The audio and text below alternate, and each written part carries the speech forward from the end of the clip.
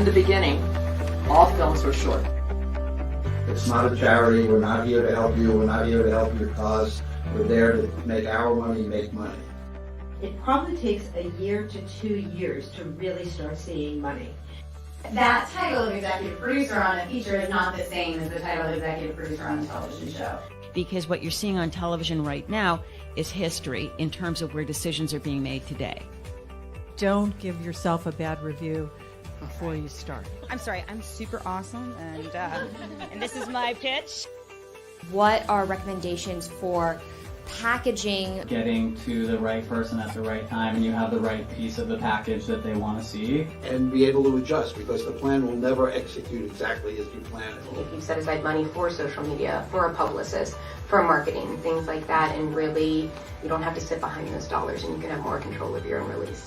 You can't go wrong. Like, as for me, I knew that my episode was either going to be awesome or fine. Like, that's the risk you're taking.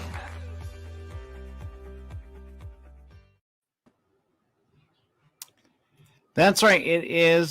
It is the fantastic. Yes, that's right. It is the amazing La Femme Film Festival 2021. I cannot believe we're already here. It's 2021. So much going on.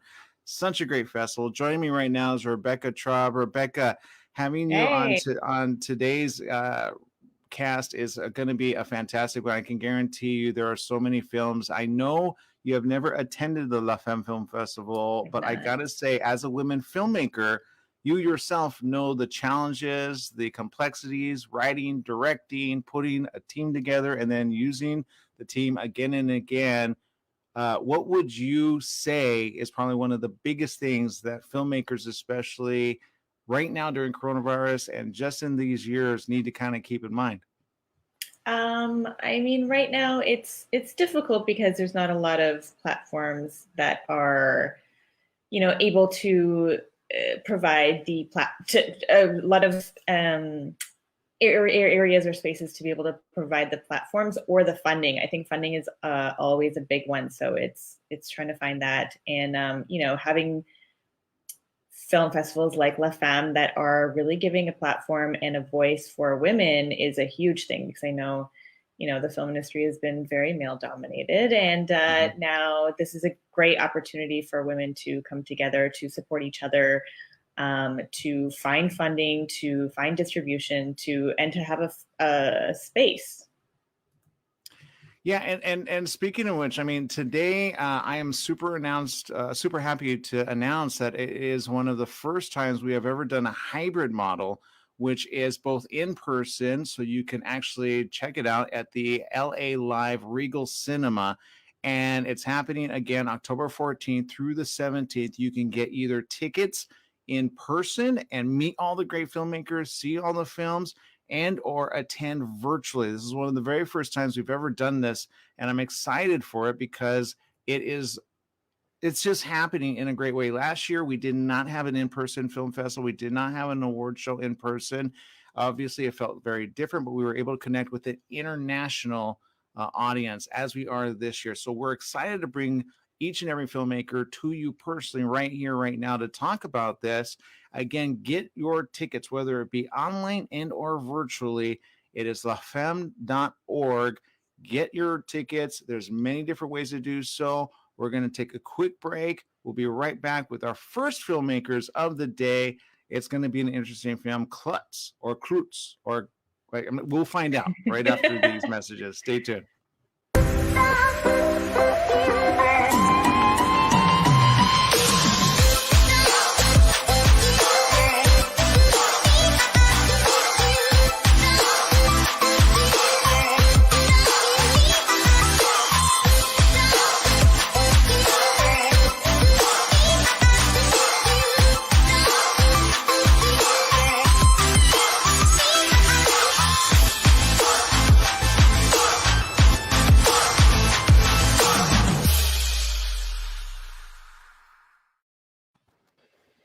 That's right, and I'm super excited. We have the filmmakers, Elizabeth and Malka. Thank you so very much for joining us. Talk to us.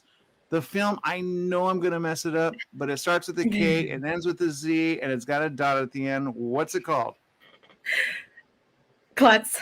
Okay, it was Klautz. I didn't know if they had like the little.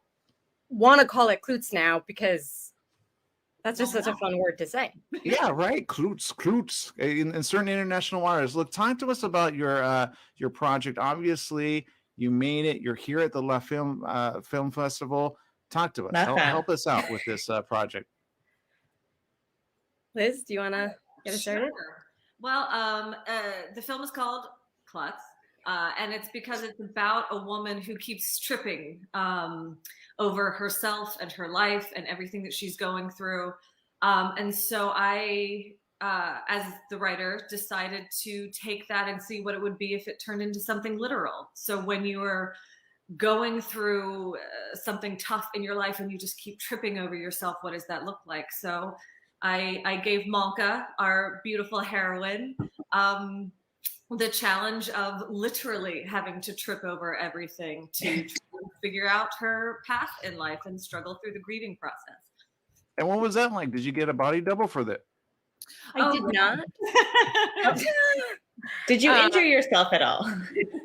I did actually injure myself. I broke a cup accidentally. I was throwing it onto a pillow and I missed the pillow and I shattered a mug and a tiny piece lodged in my foot. But our amazing team was just like on top of me with like medical care and like I've never felt so taken care of before in my life. And it was my own doing. So well, that is a method actor. You do understand that. So now you're ready for, of course, like Matrix 8, right?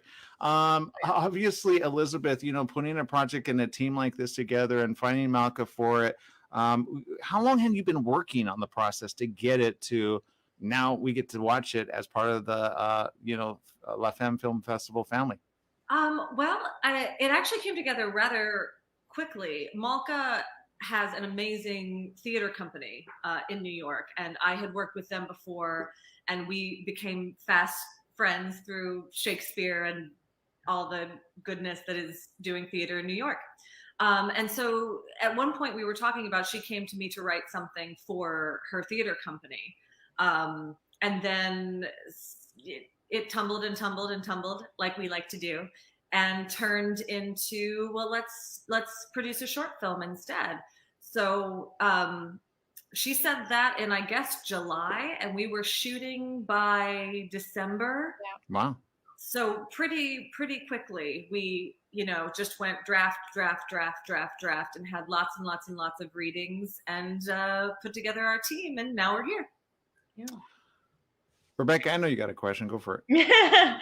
I just want to know what the funding process was like and how you brought it together so quickly. Yeah, the funding process was fairly seamless on this project. We were operating on a very, very low budget. And there were two major things that we did. We found investors who are interested in not just funding this project, but helping to fund my production company, Girl Gangs Productions, to sort of help move us forward. And then we also got 501c3 status, which allows us to give non-for-profit, tax deductions as well. And so we got a couple donations through like a mini crowdfunding source in that way, through Fracture Atlas, which is the company we're umbrellaed under. Smart. That's the way to do it. You get it done. You make sure it gets funded, and then you roll with it. Look, La Femme Film Festival brings a lot of great filmmakers. Is this your first year?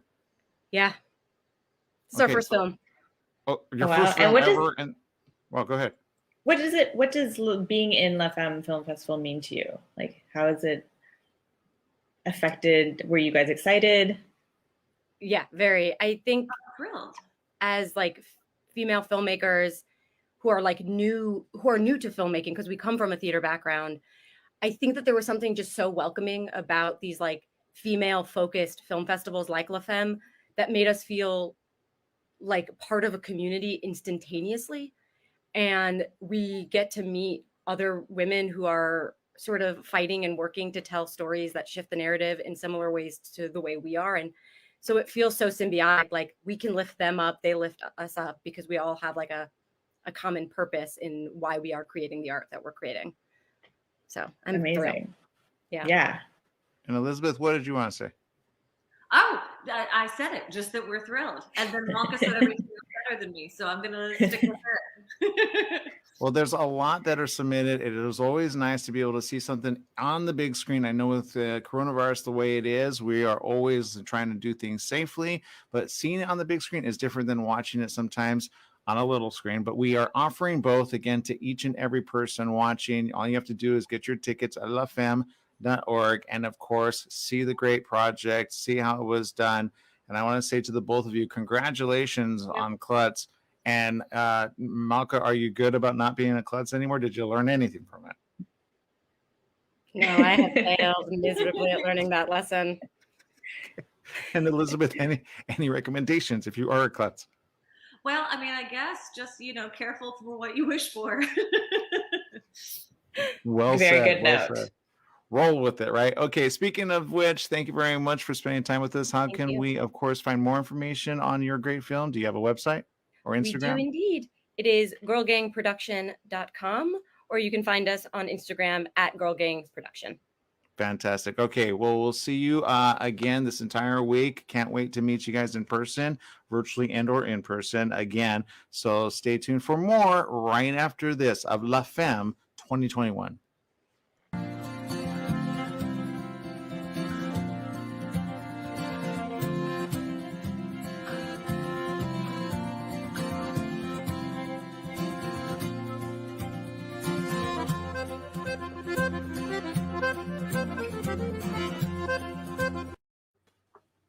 We are joined right now with Captive's very own director, Melissa Fung. Melissa, you are joining us with your actually pretty cool feature. It's award-winning first feature documentary. Can you talk to us about the Captive part of it? Because this is an intriguing film of its own. Thanks for having me, you two. I'm thrilled to be here, first of all. Captive is a very personal film for me. It's my first feature. I'm a journalist, so I don't typically work in, work on stories that are longer than half an hour. And so an 87-minute film was quite challenging, but it's very personal because I wanted to explore the idea of captivity. I about 13 years ago was on assignment in Afghanistan, and I was taken hostage by armed insurgents and held for a month in a hole in the ground in Wardak province. Now the whole country is controlled by the Taliban, but at the time it threatened to be an international incident. Thankfully, I was released, but the notion of captivity stays with you, right? That trauma becomes a lens through which you then see other people's stories. It gives you a different perspective. And so, I don't know if you remember in 2014 when we heard the news that about 300 girls were taken from their school by Boko Haram in Nigeria. And I thought, this is crazy. How is this possible? And so the film explores how they deal with captivity, the trauma of captivity, and how they come back from that trauma. So it's personal. It's my story a little bit, but it's also mostly the focus is on them. Well, and look, Melissa, hearing that type of personal thing and hearing where, of course, Afghanistan is right now and the Taliban, so many flew out, but, many are stuck in the situation. I know here at ABC News Radio, we have talked about that at length in the last few weeks. And this type of film is so heartfelt, obviously, coming with that type of situation personally. I have to ask, though, how difficult was it to put this project together and do so in a way that now everybody's going to see it? It's a little scary because it is so personal, but it's through this sort of shared experience of captivity that the girls were really able to open up. So we focus on 3 girls who managed to escape from Boko Haram captivity, and we follow their journey over several years, how they are recovering, how they are reintegrating, if they are. And that shared experience makes it more intimate. They were able to open up to me, I think, in a way they probably wouldn't to, any other normal journalist. And so putting it all out there, emotions, warts, everything, it's a little scary, but I think it's important that these stories are told and these girls are not forgotten. Much like what you said, Aaron, the women in Afghanistan that we've left behind. I mean, just to switch topics, I've spent the last 2 months trying to help, a few dozen vulnerable women get out, and it's been pretty hard. Yeah. It's incredible. Good for you. I just wanted to know, as a journalist, how did you decide that this was a visual story and not a written story? It's both, Rebecca, because I am following it up with a book. The name won't be Captive, but that'll take it to another depth. It will be able to, go into the backgrounds of the girls that we didn't have time in the film to deal with, their families, where they came from, and how they're doing now. I mean, we finished filming in 2019, and so a lot has happened since. So the book will take it just one step further. Smart, very smart. I want to obviously encourage everybody to participate, and then of course encourage the conversation to continue. What do you hope happens from those that actually get to see it this week, and of course beyond, whether it be in international waters and or locally here at the Regal Cinema? I really hope it will. I don't want to say start the conversation, because that conversation has started. I hope it will continue. And I hope it will continue to raise awareness that, there are so many women who are dealing with trauma and trying to come back from it. And their resilience, I think, is really inspiring. And that's what I hope viewers will take away. Yeah, well, I know our comments already are coming in. Judy said exactly what I think a lot of people are, says awesomeness that they came back from that. But of course, she remembers hearing about that. It's a sad situation. So hearing your situation as well, I know we've got more questions. I wish we had more time, but it is at lafemme.org that you can actually be able to join everybody. Are we going to be able to see you at the after parties and or the award show? I'm going to be joining you virtually. Okay. Unfortunately. That's all right. That we live in an interconnected world. That's a great part that we get to share. So Melissa Fung, thank you very much for spending time with us. Captive, you can check it out this week at lafemme.org, virtually from anywhere and or in person. I know we already have somebody watching from Walla Walla, Washington. They can join us from there and then some. Jeff Hare as well says this movie sounds amazing. And Jeff, I agree with you as well. Okay, we're going to take a quick little break. We'll be right back with more right after this.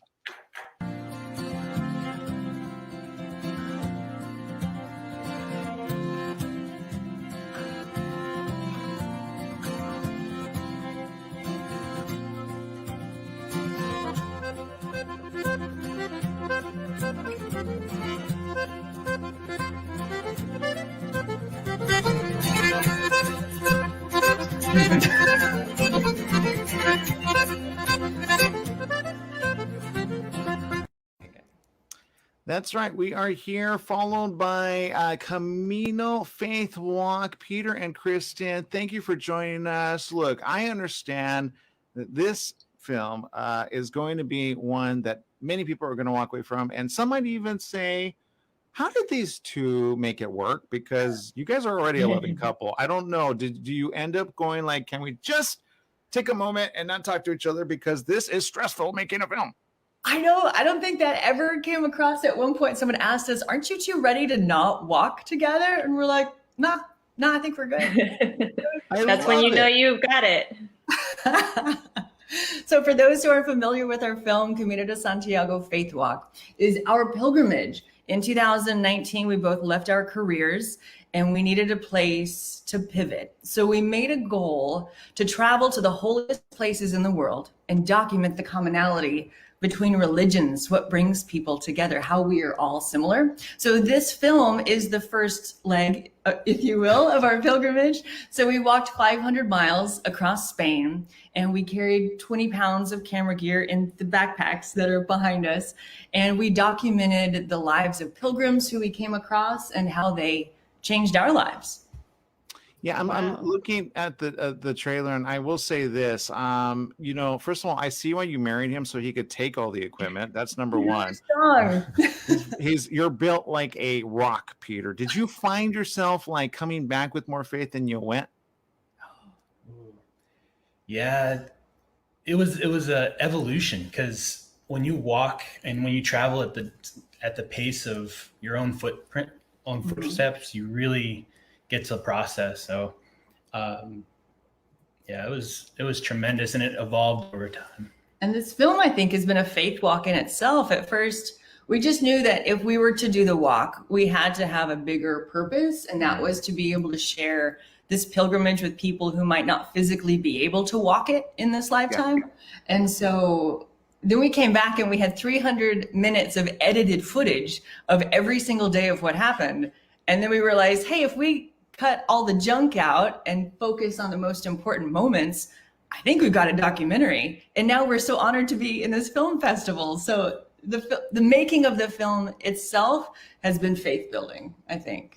Well, I think it's a good tax write-off, right? I mean, so. Right? I paid for it out of pocket. So there was no fundraising. We just knew we had to do it. So. Well, and it looks beautiful. Your equipment and everything. I mean, it's feature length. It really is. I almost see it like I want you to do a faith walk, but I want you to do like what is that one that everybody runs across country and they make like a lot of money in the end or end up, divorced at the end. I think yours brings people together. I think we need to do more of those. You need to follow 10 couples all doing this faith walk. How many miles do you walk, by the way? It's 500. So to prepare, we did just 10 miles at a time. But currently, we're researching how many different pilgrimages there are across the world. And so we are so fascinated. There's one in Japan called Shikoku, where you walk to 88 temples over the course of 90 days. But wow. The blessings really came from spending time in nature and really spending time with ourselves. I think if there was a nugget that everyone came across watching this film, it was to spend time with yourself, spend time in quiet, spend time reflecting, and prioritize yourself so that you can process anything you need to get out of your system. Yeah, well, I think he got it way out of his system. I saw him kind of go, I'm not ready for another one. Peter, is there any tips that you would give, especially the gentlemen in the room, with their ladies? Because I think this is a good one just to see if you're going to want to get married. You stayed together through this, and I think it's a faith building way of saying, look, go pursue your faith and then come back with more faith, especially together, which I think we've kind of lost. What do you think, Peter? I lovingly regard myself as the pack mule. You see the horseshoe back there. Yeah. So whether it's an emotional support donkey or pack mule, that's how it all started. And if I keep that mentality, I think we'll be doing all right. Peter is also a very humble and phenomenal drone pilot. So all the beautiful visuals. I saw that. Amazing. Came from this guy. I'm not going to lie. I thought you had a third person back there just kind of going like, okay, I will follow you. I don't know if there are kids in their future or adopted kids, but I'm saying you could get a whole crew out of this, I like you planning our future. I like where we're going with this. We're open. I'm just saying. This is the first film of now you're going to do all the pilgrimages together.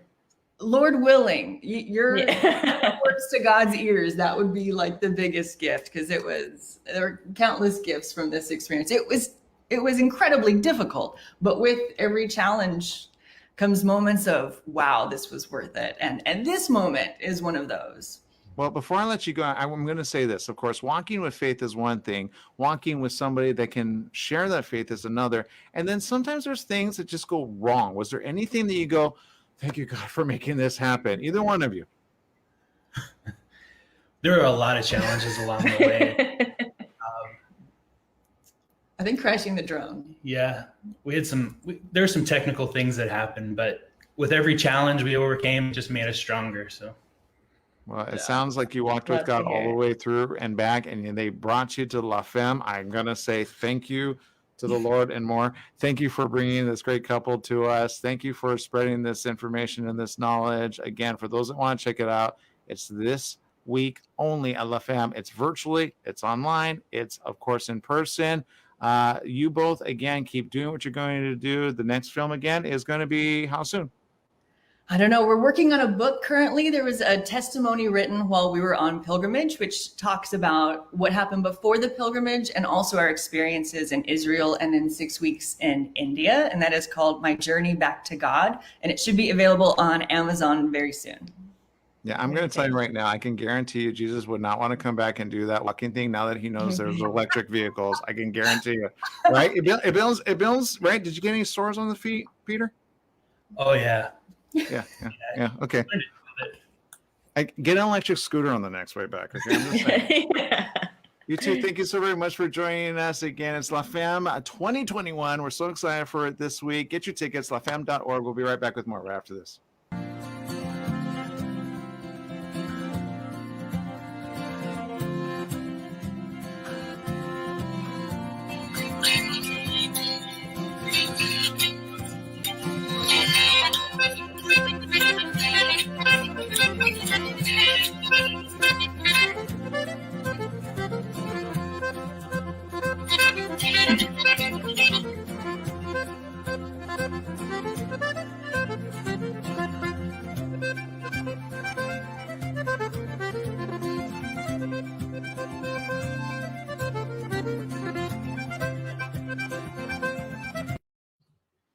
Joining us right now is the amazing team, and I'm sure a big team as well. Donut Chase, actor, writers, and producers, of course, of this fantastic film.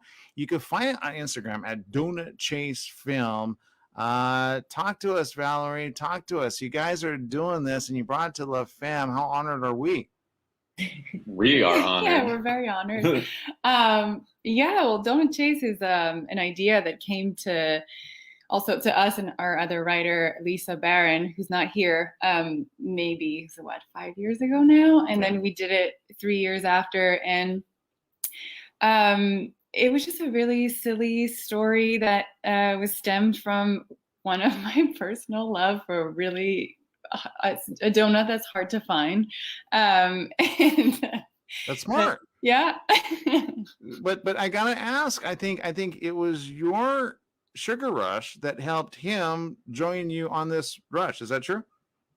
To me, yeah, for sure. Without that donut fantasy, we wouldn't have made this film. So sure. Thanks, Bill. Yes, you're welcome. I know Rebecca's got a question about donuts. She's a huge donut fiend. You know, I'm Canadian. We're not so donut crazy in Canada, but it is a craze right now. So do you find that it's trending? So it's the hype around the film might be a little bit better. Yes, it definitely helps. And I feel like donuts have been kind of trendy for the last 2-3 years, and it's been kind of a destination eatery thing. I don't know how to say it, but so it definitely helps. And also I wanted to start a conversation about this too, like if other people had a special donut that they can't find anymore that was discontinued or something like that, because when you love something, it's very hard when you can't find it. Don't we all know? It's like looking for a soulmate stuck in the Amazon. You cannot find them, and when you do, you say, "Oh my goodness, can I have more?" Is there like a moment where you say to the both of you? I mean, okay, because I know you are obviously like the donut woman. Are you now a donut man? Are you like you know what I mean? And is that the right way to say it? Donut woman, donut I don't man? know. Let's go with it. Yeah, I'm a donut man now. Okay. Oh, you converted him. I could see. He was like fruits and vegetables. Now he's like sugar, sugar, sugar, sugar. No, I'm just joking. Obviously, Donut Chase is more than just about donuts. Talk about the intricacies of this project. So we wanted to write a story. We wanted to flip the cliche of body cup, like the male body cup. Yeah, my French accent. Body cup. And then we flipped and had two females. And I feel like for us, we felt like it was very common for men to have this body cup thing, and then also the Dumb and Dumber narrative. I feel like women don't really have that platform right now, so we really wanted to explore that and give opportunities for that, because we also can have fun. I could see that. I see a comment from our comments from our social media right now. I love donuts, just received as a corporate gift this weekend. No joke.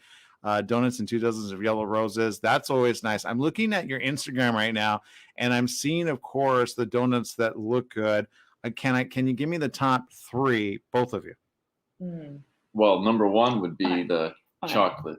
For me, yeah, it's a chocolate cream donut. It's from Dunkin' Donuts, and it's my favorite one, and I cannot find it anywhere anymore. That's what stemmed this whole idea. Dunkin' Donuts, bring it back. Yes, and then there's also at Blue Star Donuts. There's this donut called the bourbon basil blueberry donut. That's so good. Yeah. Wow. And we live within walking distance of a donut plant where we frequent in Queens, New York, where we live. And there's also Dough Donut. Whenever we walk by, we can't not go. Yeah, hibiscus donut. There's so many good ones. Yeah. Wow. They're just getting so fancy with these donuts. Yeah. Bacon Who knew donut. hibiscus was a good thing for a donut? You have to come to California. I got a good one. I got to do the plug. Tony's Donuts. He's my friend from high school. Okay. You can make any donut you want and then some. You just have to prepare him to be like, and then he's got some like cool ones that he just tries. Okay. So maybe Donut Chase 2? Yeah. Absolutely. California. You could tell Tony we're coming. Okay. Yeah. We're also working on the feature length of this short film. So We are. There you go. Okay. Obviously, we're excited to have you as part of the family of the 2021. I will say congratulations, you two, on this. Working together. Before we let you go, what's it like when you finish a project, you see it on the big screen, and have you seen it on the big screen? we haven't yet. Not this Ooh. one. Ooh. Our premiere is at LA Femme. So Yeah, La Femme is where it's at, virtually and or online, right? And of course, in person, it's at the Regal Cinema. So check out it very simply. Go find them on Instagram. Find us at La Femme, all social media handles. We're excited to have you. We're excited to be joined with you and the rest. Oh, and really quick, before we let you lady go, we're going to talk to the guy real quick. I know it's La Femme, but dude, how cool is it to have smart women at the head? Oh, amazing. Yes. They do it better than we can. That's for sure. Right? You're like, oh, yeah. No, she's so cool under pressure. I can tell. You are. My head's spinning. I'm freaking out. I'm seeing red. She's Balance. like, we got this. Don't worry. Yeah, the yin and the yang, right? That's it. That's it. We need All right, cool. Judy, really quick before we let you go, says, I was on a donut search a few years ago when I found it again at the bakery where I just found it, but months apart, City Market in Rawlins, Wyoming. I'm telling you, you're getting some suggestions. Yeah. You're going on the road. Yeah. And then write it off, right? It's an expense. Yeah. Yeah. And then go to all the places where you can get film tax credits. Boom. Rebecca knows how to do that, right, Rebecca? Yeah. So there we go. Okay, guys. Canada. Canada. Absolutely. But remember, they're not donut people. She just said it. So, Well, they're wrong. But it's trending. It's trending though. You need to convert her. That's all I'm saying. Okay. We'll be back with more. Thank you very much, both of you. Donut Chase. It's this week. And of course, online. Check it out. Get your tickets, lafemme.org. We'll be back right after this. Okay.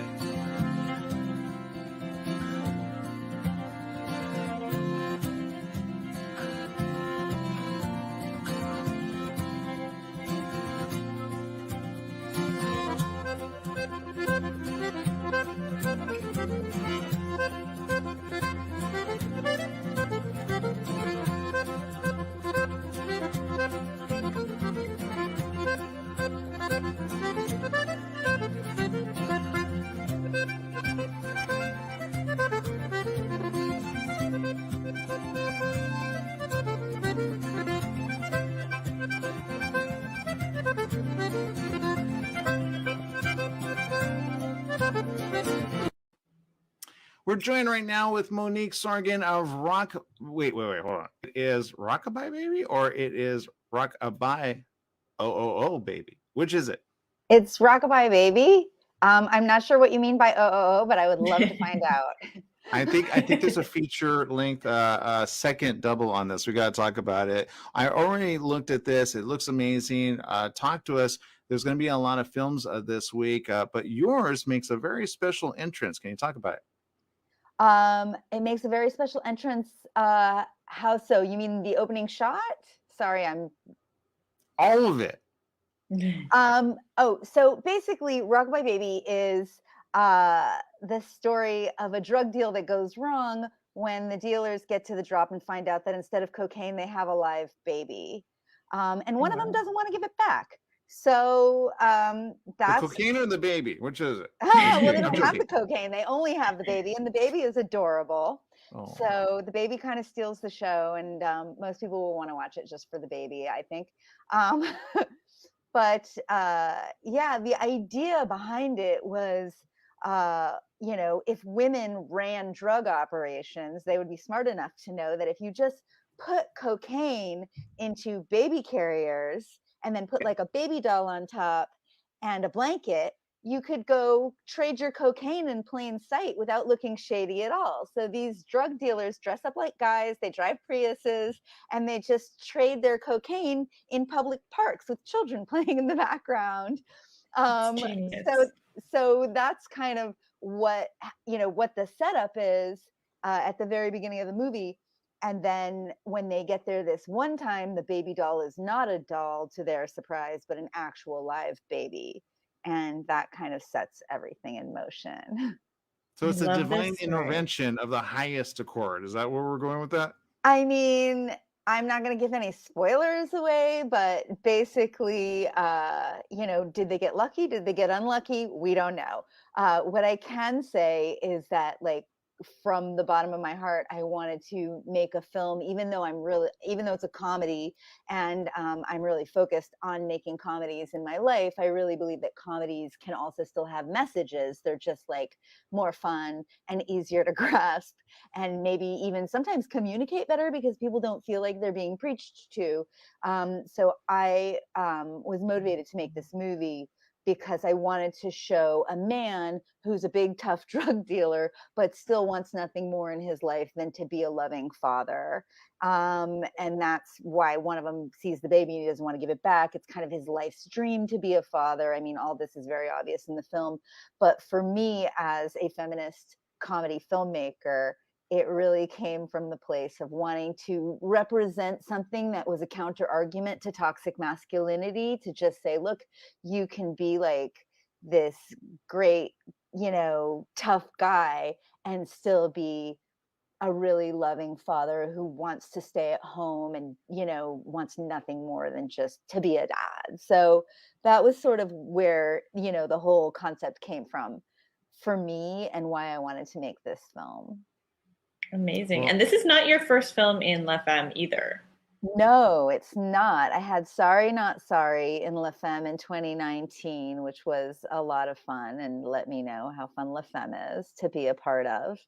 So yeah, this is my second time. I'm an alumni. Very excited to be coming back. I actually remember that. That was like 3 years ago, I want to say.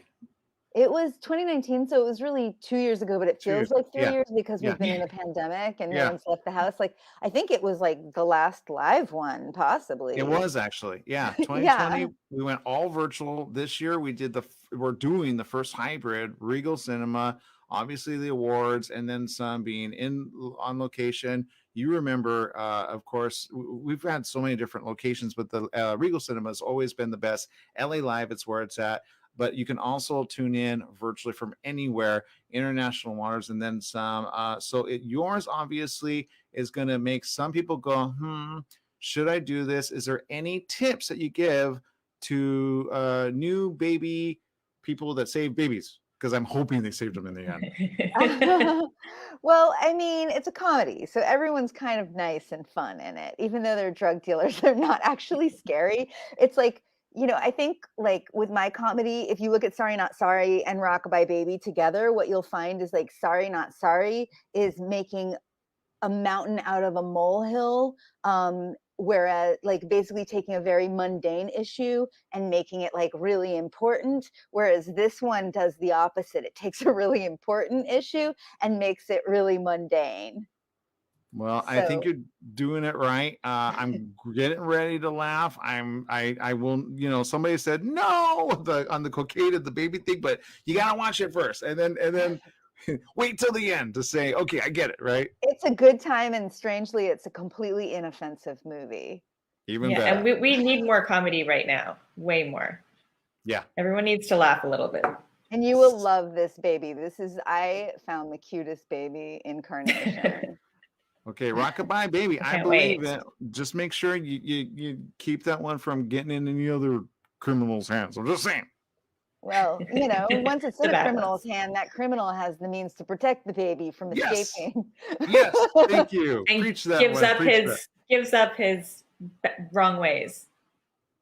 Well, he didn't. I mean, like, well, you know, I don't want to give away the whole movie. But Part two, redemption. Yeah, okay. part two. Basically, you find out that, like, I'm also kind of saying in the movie that, like, not all criminals are bad people. Like, sometimes people just end up in this line of work by no fault of their own. And that's True. very much the case with our friendly neighborhood drug dealers. They just kind of, well, at least the one who wants to be the dad just kind of ended up here through the best intentions. You know, so I don't want to give the whole thing away because it's only 5 minutes. And Even so, better. you know, the more we talk about it, the more I've told you every single thing that happened. Well, I'm looking for Well, the we feature. can't wait to see it. Yeah, I think Rebecca and I agree. We need to make this a feature, right, Rebecca? Yeah. Thank you. A lot of people have definitely advocated for that. So Yeah. we'll see. If someone wants to make it a feature, just call me. There it is. Perfect. Okay. And I'm There- reachable That's the also pitch. on all the social medias at Monique Sorgan. All right, Perfect. people. She's got It's a the great. pitch.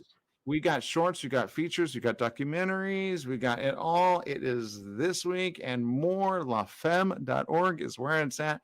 We'll be back with more. Thank you, Monique, for joining us. Thank you. I'll see you there. All right. Bye.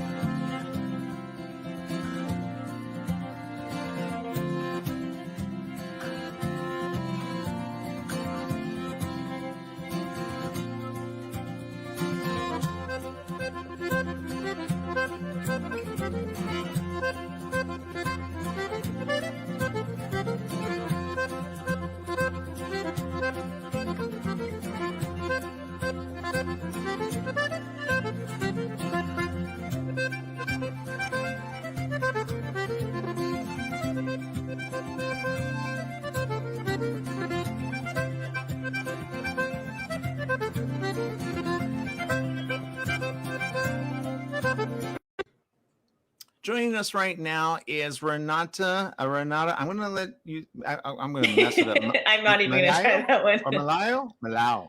Milão, but in English, I guess we go for Milão. It's a Although bit. it would be in certain tropical places, Malao. Right, Renata? I'm from Brazil. Yeah. See? Yeah, you never know where the origin is sometimes. But Renata, I will say this. I'm looking at your Instagram right now. This is a 27-minute short film about a woman who finds herself uncontrollably jumping between 3 parallel lives. That sounds like a difficult time in anybody's life. What was that like? Oh man, I feel like the inspiration for this film is comes from that feeling of being in your own life, but sort of wondering, you know, what would my life be if I had taken this path or that path, or sometimes feeling like you're many people in one person. You know, I think probably all of us have that experience of sometimes of just, you know, either wondering if we, you know, screwed up along the way, or just feeling like, you know, we could do all these different things, but, you know, time doesn't allow it. So I think that's kind of, you know, and I think Alexis definitely has a really hard time figuring it out, as most of us would, I think. Yeah. I think Rebecca has balanced that. I'm just saying, right, Rebecca? Oh, definitely. Most definitely. So the film is called Alexis, and this is your first professional film. Yeah, it is. And why don't you tell us a little bit about how you got into that, why you got into that, how was the process for you? So well, I've always wanted to be a filmmaker. I think that's the only thing I ever knew I wanted to do in my life, for sure. I mean, 100%. But I also knew that I wanted to live and to have a sort of a lot of life experience before doing anything. So I studied a lot. I spent a lot of time just kind of really understanding film and how I wanted to make a film. And then I wrote this as a feature, actually. So I have the feature script first for the professional program in screenwriting at UCLA. And then I thought, well, I'm going to make my first, proper short, professional, have everything be as it should. What should I do? And then this script really spoke to me. I was sitting with it for a long time, and I said, I can boil it down, the elements, to the core of what, the film is about, which is identity and sort of, I guess also came from a place of depression. I struggle with that as well sometimes. And I think a lot of people do. And so that sense of like, if everything that we are is taken away from us, everything you think you are, your identity, when that goes away, who are you? Like what are you? What is the point of everything that we do? And I think that question, comes back again and again to me as a filmmaker and as a person as well, It's funny that you say that. If I can speak on that, we live at a time where, you mentioned the D word. Nobody likes to say it. Nobody likes to throw it out. There's so many thoughts about it, but we've all felt it, especially in the last few years. I've gone to like a funeral every single other week. It's a pain in the butt because you don't want to know somebody that you love has passed away. But sometimes people have to deal with other types of troubles right now. Having this type of film that addresses that and more, is there anything that you are left with, or that you say, or that you meet with people and they go, I get it, like, thank you for saying that? A lot of people have, talked to me about this and said, I understand, I feel that way, I get her, and I get what she's going through, even though the story is very different from, I think, most of our experience in the world.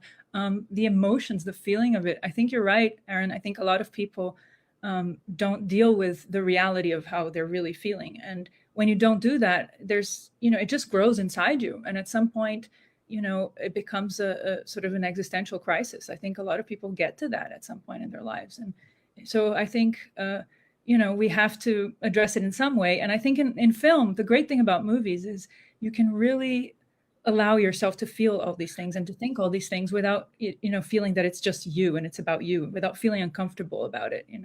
You can really let yourself kind of go on that journey, and it leaves you with some questions. And I've had a lot of people, come up to me and be like, I wanted to watch it again and again. And like, I wish it was a feature and things like that, because they wanted to be in that place where you can explore, those feelings and be honest with it. I know you have a question, Rebecca. Go ahead. I just want to say it's a great conversation starter, and I think it's important to have those types of films that make you question and be able to have conversations with a connected community who are all kind of feeling the same thing. Yeah, and I will say, some people wonder why a short versus a feature. Can you just speak on that really quick, and why shorts are also very important to the cinema world of things? Yeah, I do think shorts, are, I love shorts, I really do. However, I do think this film wants to be a feature in a way. Like it has there are things that could be expanded in it. And I think that as a short, a lot of people had a bit of a hard time in terms of festivals and stuff, understanding everything that's in this film, because it's really packed in. It's very complex, So I feel like if it's not a feature, it should be at least a short that you can watch multiple times, because it's layered. It has a lot of, so, I do think that I really hope that we're going to end up having more platforms where shorts can be watched multiple times, just like features, because I think people also have less time sometimes to watch an entire feature, and they just want to watch something a bit shorter. And I think it would be great, to have that be part of our mainstream culture, as well as the art culture. I think it could be done. Yeah, I think it can be done. I remember watching little shorts of people's like graphic artistry and like combined into like a little half-hour segment. I think yours could do it. Again, it's 27 minutes, so it's more than a typical short, like 10, 15 minutes. I will say it's more like, with the proper ads, like on a television platform, it could totally rock. So I want to say thank you for doing this. But when you say it begs to be a feature, are you going to be joining this year with all the other filmmakers to help make it a feature? Maybe we'll make 3. I will definitely be there at La Femme. I'm very awesome. excited. Yeah. Yeah, I know Rebecca could put it together really quick. I'm just saying, but she's in Canada, so you know, she's I got would the love hookup with, to. Amazing. she's got the Canadian hookup, if you know what I mean, with stuff. I'm a citizen of the world. I would love to. Same. All right. Thank you very much, Renata, for spending time with us. Again, La Femme Film Festival is this year, 2021, virtually online and in person. Regal Cinemas in LA Live next to the Staples Center. Get your tickets now. We're going to take a quick break. We'll be back with more with Rebecca and I here at the film festival. We'll be back with more. Thank you, guys.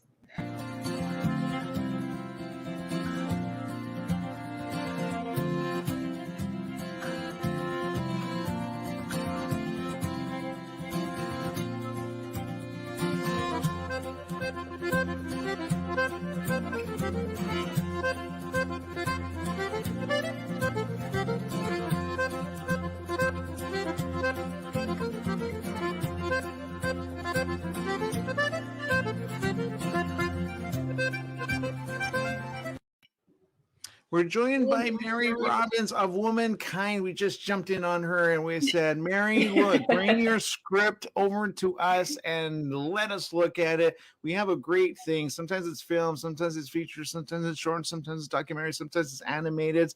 And sometimes we do the screenwriting project of it all, getting ready to be made. Mary, you're one of those people. What's this project and what is it that we can look forward to in the coming years?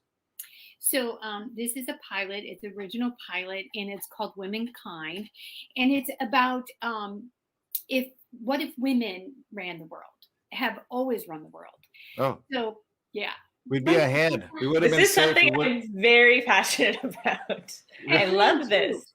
I am too. This is my passion project. So it starts in 1955. And there is a man who is deciding that he wants to be more liberated because in my pilot and the way I envision it, it's actually just reversed. And so men don't drive cars. Men don't own their own cars, right? What a big deal that is, right? And and they don't own the finances. They run the house and the children and so basically what happens in this pilot is we see men experience the same kind of life that women experience with less equality. And it's a really important understanding. It created such a, I don't know how to explain it, but it created surprises for me when I was writing it. I was surprised by some of the things that I didn't even realize are still issues that are so small that happen on a regular basis between men and women and how women are not viewed as equal. And it surprised my husband as well. Well, you know what? Look, Rebecca said it was very close to her heart, but I will say this, Mary. Obviously, I think there's a balance. There's a reason we're all on this earth. I'm just saying. But having said that, the women, I get what your title is, but the women world that I foresee is like an Amazon warrior princess situation where the men get saved by the women. Is that what we're going with? No, so what happens is there's a man, Chip, and he's running the household, and he decides that he wants to be liberated. So he works toward liberation. He works on the liberation movement. He actually eventually, because I wrote the whole series out, he works in the 9 to 5 movement, which was really a movement of secretaries creating the first union. So we follow men as they try to explore these having freedom and having their own bank accounts and it goes through 10 years from 1955 to 1965, and the season goes on. But this is just the original pilot when we're first understanding how in this they objectify men, right? So men have to look good, and women get to wear a lot less. Hold on. I'm really liking this. So I'm sorry, there's an alarm going off in the background and I can't turn it off. So I can't get to it. So we can barely hear it. Oh, good. So all these women are really high-powered women who are the head of companies and department stores, and the young people their children basically are now going to school, and what we see are children becoming, where the son asks, like, have there ever been male presidents? And the whole class basically laughs because, female presidents, no, male presidents. Now I'm getting all confused. Male. Yeah, male presidents. And the class sort of laughs and says that's ridiculous. And then, on the wallpapers, as small as the wallpaper in the little girl's room has microscopes and telescopes and things on it, and the little boy's just has like toys. So there's small things in here that are embedded that make you understand that there are small things that actually create ideas about who we are, including the stories we tell each other, including the fairy tales. Fairy tales sort of go that way too. So it's changing the fairy tales and changing the stories we tell each other, and that's what I'm hoping to do with this. Well, I can see Rebecca posing as the the woman who ends up becoming the president in your film. I'm just saying, but Rebecca, obviously, you have a question. Yeah, no, I just want to know maybe what is the biggest differentiating factor if women ran the world in the story? It's or in real life. Actually, that's a really good question because it's one world. It's a world. So instead of it being the United States and Russia, it's a one world order. And it's they pledge allegiance to the world flag, and they every culture is evenly accepted, and everybody's the same as far as every culture is appreciated. And I think women would offer that kind of a experience because I think women, and there's no war. Nobody dies in a war because in my mind, no mother wants their child to die. What I'm saying? Absolutely. So I feel like they wouldn't. That's why the world order would have come together that way. That's interesting. I wonder what complications would happen though on the opposite end. Be like, would you want but you know what? I think you're doing it right, Mary. And I think, before we let you go, who would be your featured, if you could pick your exact opposite, people in this, who would be your top choice? Just throwing it out there. I know you're open to anything, but just saying. Top choice as far as who would be the lead? Yeah. I'm available, just saying. There, you could be Chip. But I did want to put a plug out for a web series that's coming out in December. It's called Farm Girl, and I created this web series, and there's this amazing actress who's the lead in it. So please look for Farm Girl on YouTube. All right, we're gonna look for that and more. Mary, thank you. My daughter. Even better. Oh, okay. So then, cute. daughter of Mary, you got a good head on your shoulders. The fact that you have a father that obviously says, you know what, I understand this. Maybe we should definitely make more of that transition than not. I'm all for that, really, Mary. Seriously, because then the men can understand what it's like to do everything else, right? Because they think women don't already do everything, but seriously. Womenkind, it's out. La Femme Film Festival pretty soon. Coming to you, screenwriting. Thank you, Mary, for spending time with us. Thank you very much. After this. Okay.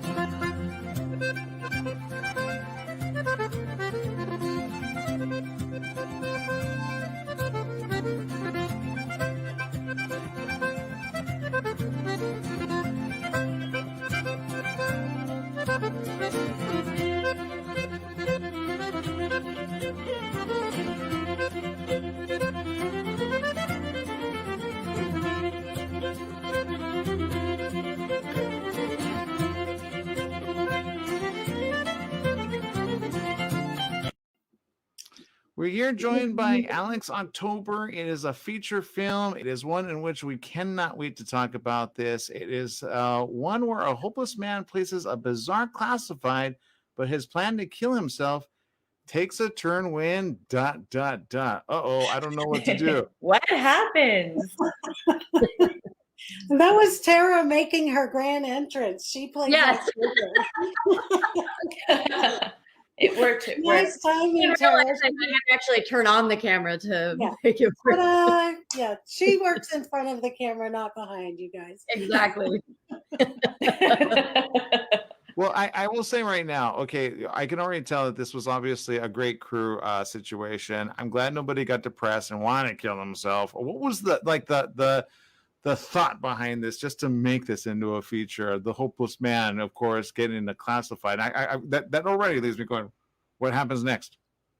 What is the Well, classified? Josh Hope, our writer director, he wrote this script while living in Chicago, and it was something that was really important to him at the time. He probably could better speak to about why he wrote it, but I just know when I met Josh at a film festival years ago that our film was paired in together, and I read the script. We wanted to, after meeting each other and getting to know each other, we were like, we really want to work together on something, and he had sent me a few of the scripts that he'd been working on, and this one in particular, after I read it, I was like, we have to make this. I don't care how, I don't care what we have to do, but this movie has to get made because people need to see this. People need to feel hope. People need to be reminded that everyone has, their own struggles that they're dealing with, and the kinder that we are to people, one small gesture can change someone's day or even their life without you realizing it. And I just thought the whole overall theme and the story was just really moving to me when I first read it. Well, I'm looking at your website as well. Do you guys want to give that out? Yes, it's alexoctobermovie.com. Yeah. And we also have our Instagram, which is Womenkind Productions.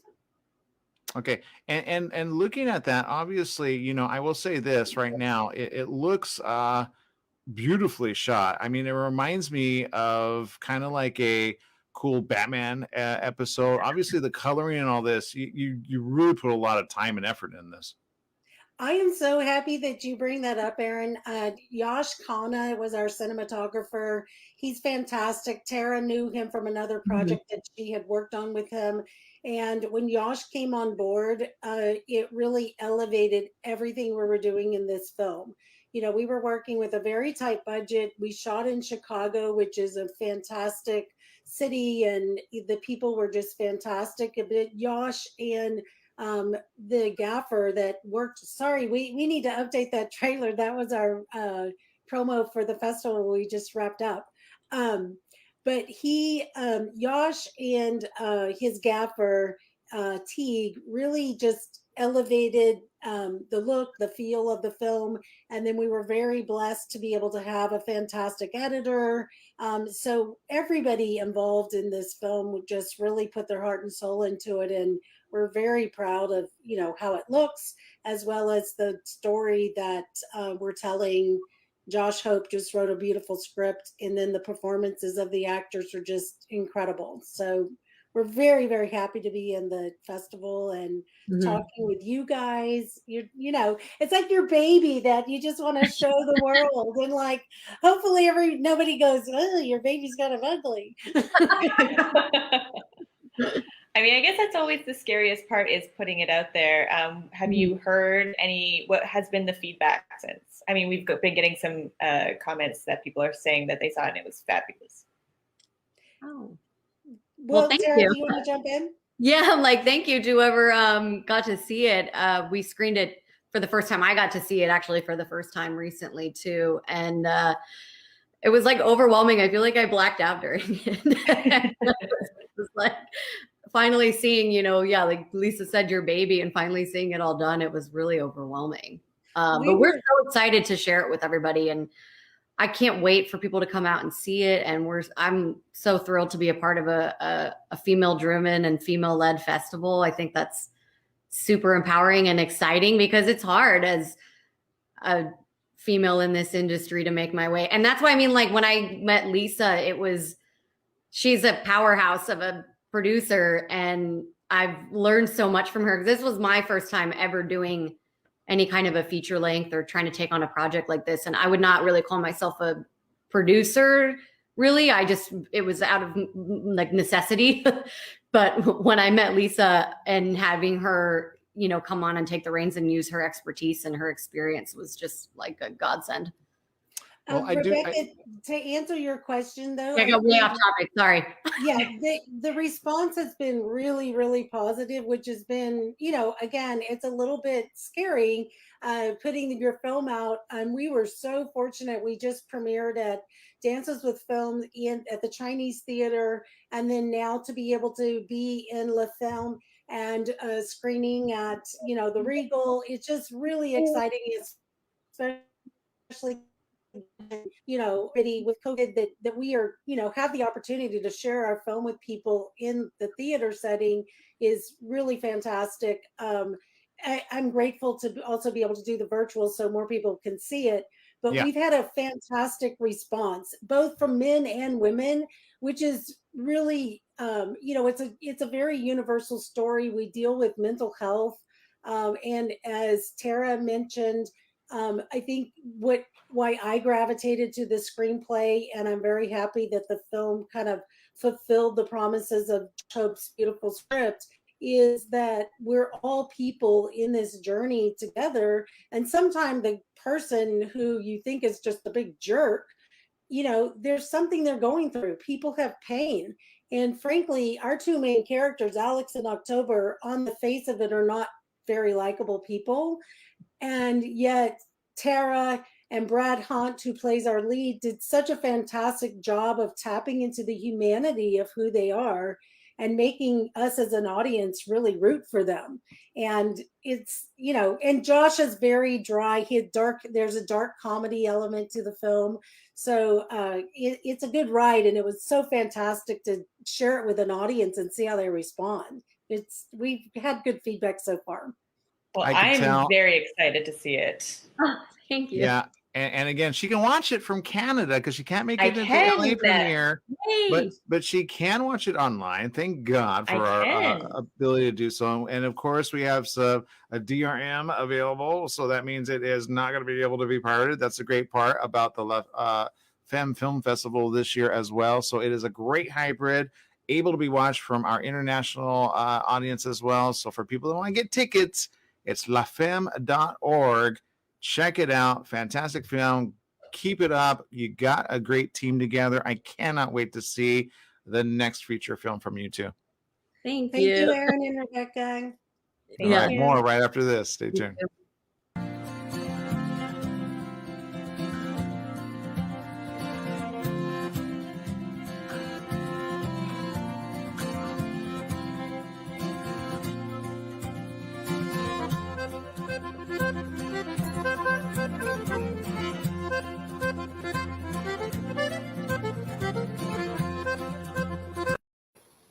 We're here with Anna Gerasimova. Hi, Anna. Look, your film right now, I'm looking at it right now. It has so many awards, so many nominations. Thank you for bringing it to the La Femme Film Festival. Thank you so much for having us. Yeah, The Breath of Life. It's a 2D feature-length fantasy animation beyond the boundaries of magic. I'm already going to tell you right now, I'm ready for it. Thank you so much for having us. It really is an honor. And you made this with your husband. Yes, it was made in a team of two. It was quite an adventure on its own. And we actually had to learn how to make most of things. So my husband is a professional artist. But other than that, we pretty much had to learn everything from scratch. And we really want this project to be like an inspiration for other people, just to believe if they have a story, if they are really inspired by their own story and want to tell it, there are ways to make it. If, just stay consistent, and it really is possible. Well, and I'm looking at it, obviously, being able, this is kind of reminding me back in the day of Walt Disney and his wife and the rest of the crew. They did everything from scratch as well, and they made it go next level. Obviously, La Femme Film Festival has all different types, as I mentioned, but more importantly, this film has more magic than you're kind of alluding to, and I think the story brings about kind of something that we haven't seen before. Can you talk about that?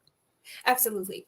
So it is a high fantasy world. So it's a completely new world that consists of different nations, and each nation has its own unique magic. And so the main characters, they have this big adventure. They travel around the world, and they're trying to discover the mystery of the cursed nation. And so all these nations, they actually were inspired by the real countries of the past, or the real nations of the past.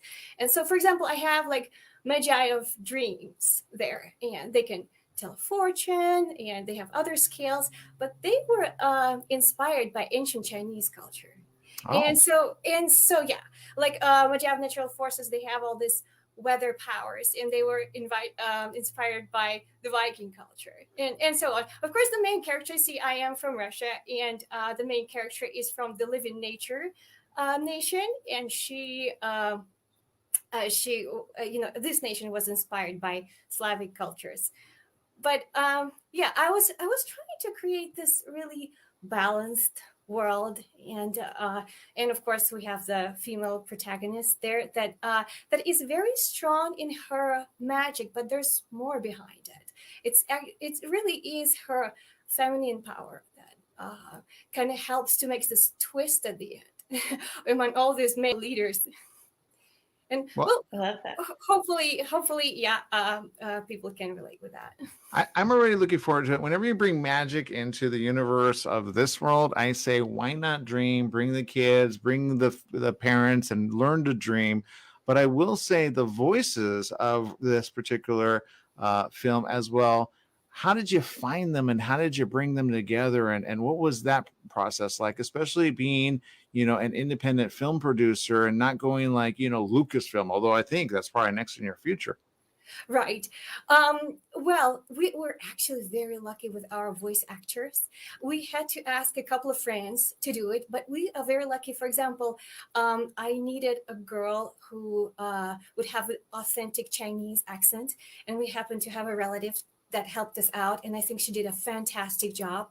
But we did have a few really professional actors, and we just found them online and just worked with them on the role. And I think we were just really, really lucky. They did a fantastic job, and they understood that they have to try to do the authentic accent, even though it's a magical world. But if it is a Roman emperor, I want an Italian accent. And the voice actor, I think he did a brilliant job. We still, Arthur and I, he did such a powerful job of this character, voicing him. Arthur and I, we still just talk like him. We try to mimic him just, in our everyday life. We really love the job that we did. Well, so breathoflifemovie.com is where you can find it, but you can watch it this week, and I'm so excited about it. It is, again, at the La Femme Film Festival 2021. You can get your tickets at lafemme.org. Get more information there. You'll be amazed by it. And Anna, thank you for being part of our family. I can't wait to meet you in person. We are so thrilled. Thank you. Absolutely. More when we get back right after this.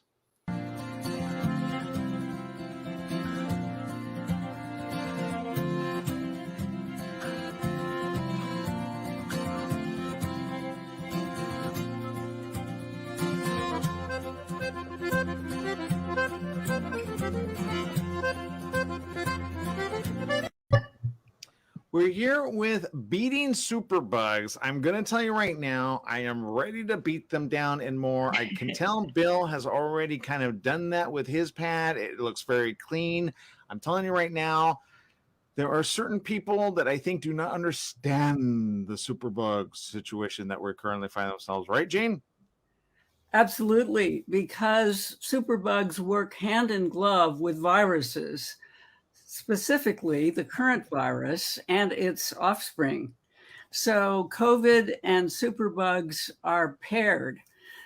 Very often victims of COVID become ill, weakened, and so weakened that superbugs, especially because COVID affects the lungs, the Klebsiella pneumonia superbug will come in and perform the kill. So this is their pairing. And this could happen in future pandemics as well. So there's a present danger But we have solutions in this film. It's a solution-oriented film. We were able to get some excellent interviewees, not only in science, but in economics and politics, where the rubber hits the road, as you know. To make science work, we need advocates in the national, international scene. And so we have those people telling the story. Well, and I'm glad you're doing so, because I can tell you right now, superbugs or any type of bugs that are constantly passing viruses can be a problem, especially when one person goes to the hospital and then another person ends up kind of staying there, and then you wonder what's going on. Bill, are you now kind of a little afraid to stay anywhere at all? I'm vaccinated. I'm in good health. So no, I'm not super afraid, but there are places like hospitals where you do need to be pretty cautious, where your chances of bringing something home are much greater than visiting your friend's house. No question about that. Yeah. So you have to be careful. And really, it sounds so obvious. You know, wash your hands, be careful about the things that you touch. It's boring, but it's effective. You really do have to think about that. But much bigger picture, we wanted people who watched our film to know that this isn't just another crisis fatigue movie. This is a film that shows a way forward. And I put that challenge to any other documentary filmmaker who's highlighting something that's wrong in the world. That if you're just telling us about, oh, the southwestern United States is drying up, it's like, okay, we kind of already knew that and don't really care how artistically you get that across. Show us a way to fix it.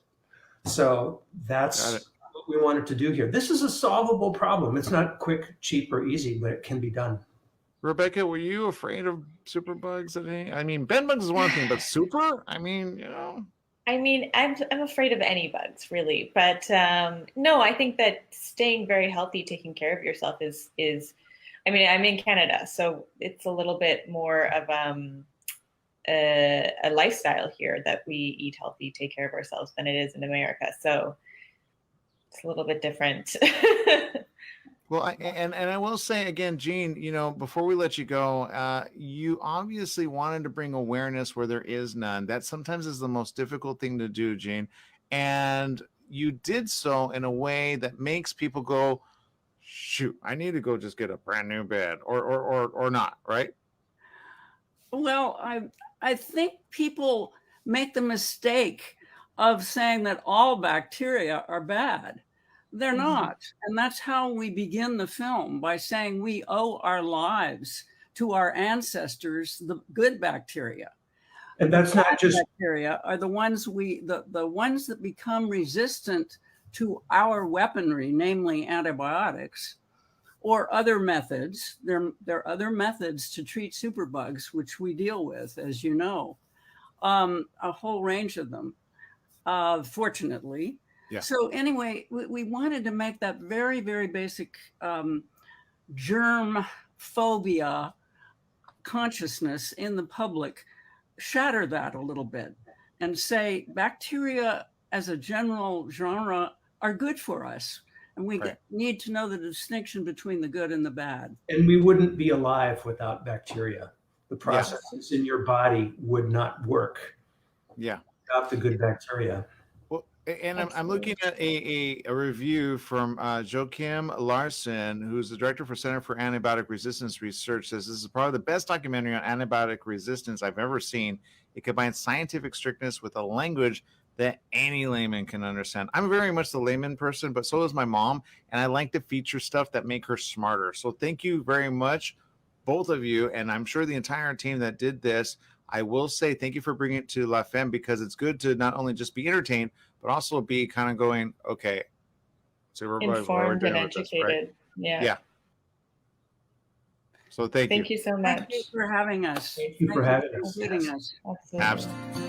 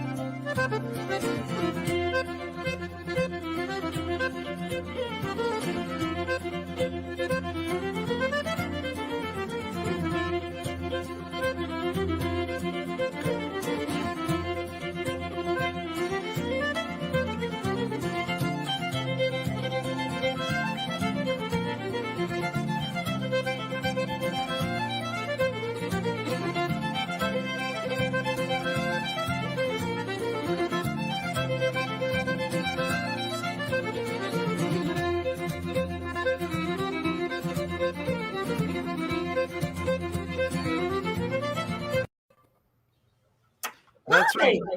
Hello. We are happy to have Jennifer and Scott with us. Jennifer, thank you for joining us. Look, I understand your feature as a director, editor, is an award-winning documentary about the fight against forced marriage in Malawi, Africa, which was actually shot on location. This is a very important thing that's been talked about before, but I think you've done it differently this time, right? Well, this is really, it is sort of an unusual story. And a lot of people, the first question out of their mouths is, why did you make a film about this in Malawi? You know, we have this in the United States. And in fact, forced marriage, underage marriage, it's all over the world. But there's a great story behind it. Yeah. My dad was a secret philanthropist. I knew that, but I didn't know what all he did. And after he died 13 years ago, I found this handmade brick in his home office, and I didn't know what it was. I also had to write his obituary, and I didn't know what to write. So I started asking everybody, tell me things that you know of. And it turns out that he funded the building of a community center, which is in the middle of nowhere in Malawi, that has now blossomed. It's this orphan care center. They are now feeding 1,200 orphans a day at Enscott Hall. There is a building there with my name on it. Oh my God. Mind-blowing. So I knew nothing about this. So I kind of got to know the people then because I felt like I inherited these children from dad. All of these children, by the way, it was from, there was an epidemic of AIDS followed by a drought. So of course there was huge need and a vast number of orphans. Well, fast forward about 10 years, which was 3 years ago, one of the girls in the orphan care project named Alanafe, she was forced to marry a man who was about 20 years older than she was. She had no say. She lost then her chance to fulfill her dreams. And so they came to me because they knew me by then as a filmmaker, and they said, can you do anything? So my partner, Andy Gardner, and I at Leap Year Films, I saw you just showing some of our website, leapyearmedia.com. We said, let's see what we can do. So we raised the funds. We went to Malawi. I did my research and I said, here's who I want to interview. I had 2 interviews I especially wanted. One was Alanafe, the girl herself, and I did get her. And I cried. I cried. Yeah. But number one, I wanted Chief Teresa Kachindamoto.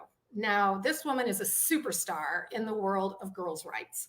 And she is amazing on camera. Of course, she's been interviewed by everybody in the world, so I guess that would explain it. She's funny while she's talking about this really difficult subject. She talks about not only their struggle, but what they have accomplished. It's very hopeful to see what this country, one of the poorest countries in the world, guys, they've made it illegal. I mean, it's still happening because the thing with tribal cultures is Parliament might say this, but this is our culture. This is what we do. And there's Teresa Kachindamoto. And in Chief Kachindamoto's words, sometimes culture must be stopped. And I get chills every time I think about her saying that. She is fighting it. She has canceled at this point. She's approaching 3,000 forced marriages. She's just out there with a machete. I thought a bride price would be worth $80,000. What happened with it's a chicken? A chicken.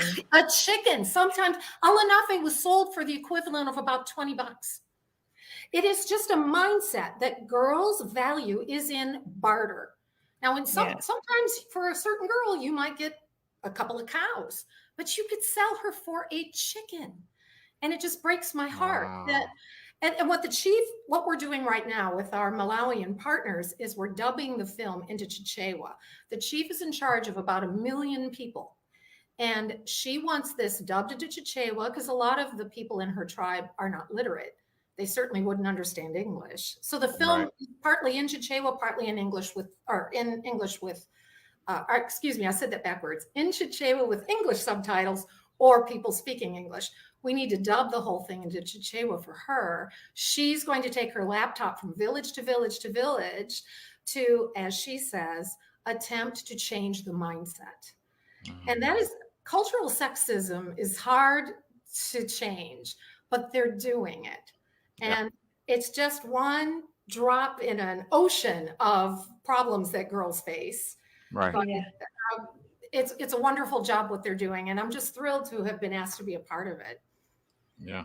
I mean, I have so many questions about the filming process. Like, was it dangerous? Did you, No. you know, okay. No, Malawi is not a dangerous country. In fact, it is. They're like their name for themselves is the warm heart of Africa. I have never met such dignified people in my life. Like I said, among the poorest in the world, every single person I met had clean and pressed clothes. Who presses clothes anymore? They don't even have electricity. What are they doing? My grandmother. They were so lovely and charming and bent over backwards helpful. Even the men? Even the men, because the men we interviewed were men who were fighting for the change as well. Got it. And what was anyone, were there other men that knew what you guys were trying to do, what your goal is? Yeah, there is one man that we interviewed. He had married a young girl. I don't know how old he was. I would say 40-ish. And he had married this teenager who's featured in the film. And in fact, he's featured in the film. And he's talking about how after he married her, he realized she needed to be in school because she wasn't good enough. So he just let her go. Wow. Wow. Okay. Not good enough. I'm she was what, 12? So right. yeah, I don't even know how to. I'm afraid to know how to translate. Not good enough. Right. I believe she is back in school. And look, yeah, it is a problem, obviously, and it needs to be talked about as well. I hope this gets to the next level. It's called The Bride Price, an award-winning documentary, again, about the fight against forced marriage. And I think, if anything, this is called, well, let's just put it this way. If that happened here, there were certain people be locked up. So I'm just saying there needs to be somebody who needs to talk to somebody. I'll come there in person. It happens here. It does. We have a bunch of states where the minimum marriage age is 0. It doesn't exist. Yeah. It's mind-blowing. And I wonder how many come out of that area, Malawi, go there and then come back, and then like they never get talked about. You know what I mean? So yeah. So we need to go that next level. You need a good investigative group. I think Rebecca knows how to do that. She's a good spy. Just so you know. I could be a great spy. One guy said to me, make this just chapter 1 and now go to this country and go to this, go to New Jersey or New York or wherever, where you have Hasidic Jewish girls who are forced to marry. Yes, absolutely. And I thought, well, I don't know. If somebody got a few $1 million, I'll do it.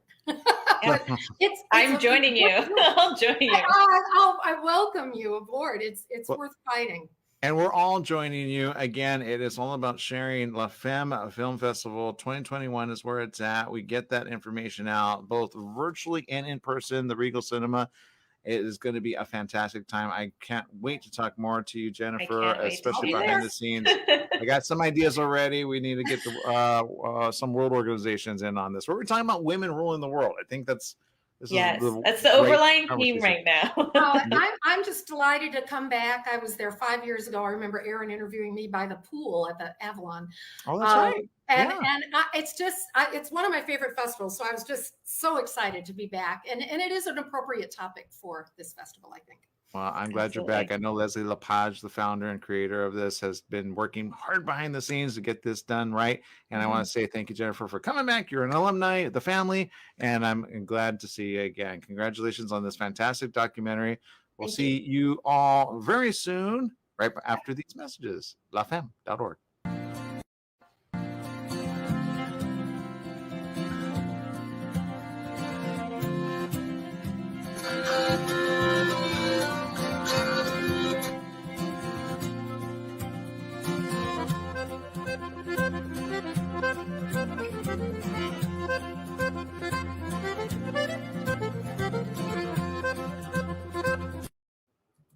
We're joined with Tessie Harasti, and Tessie has a fantastic film I can't wait to talk about, The Jewels of Light.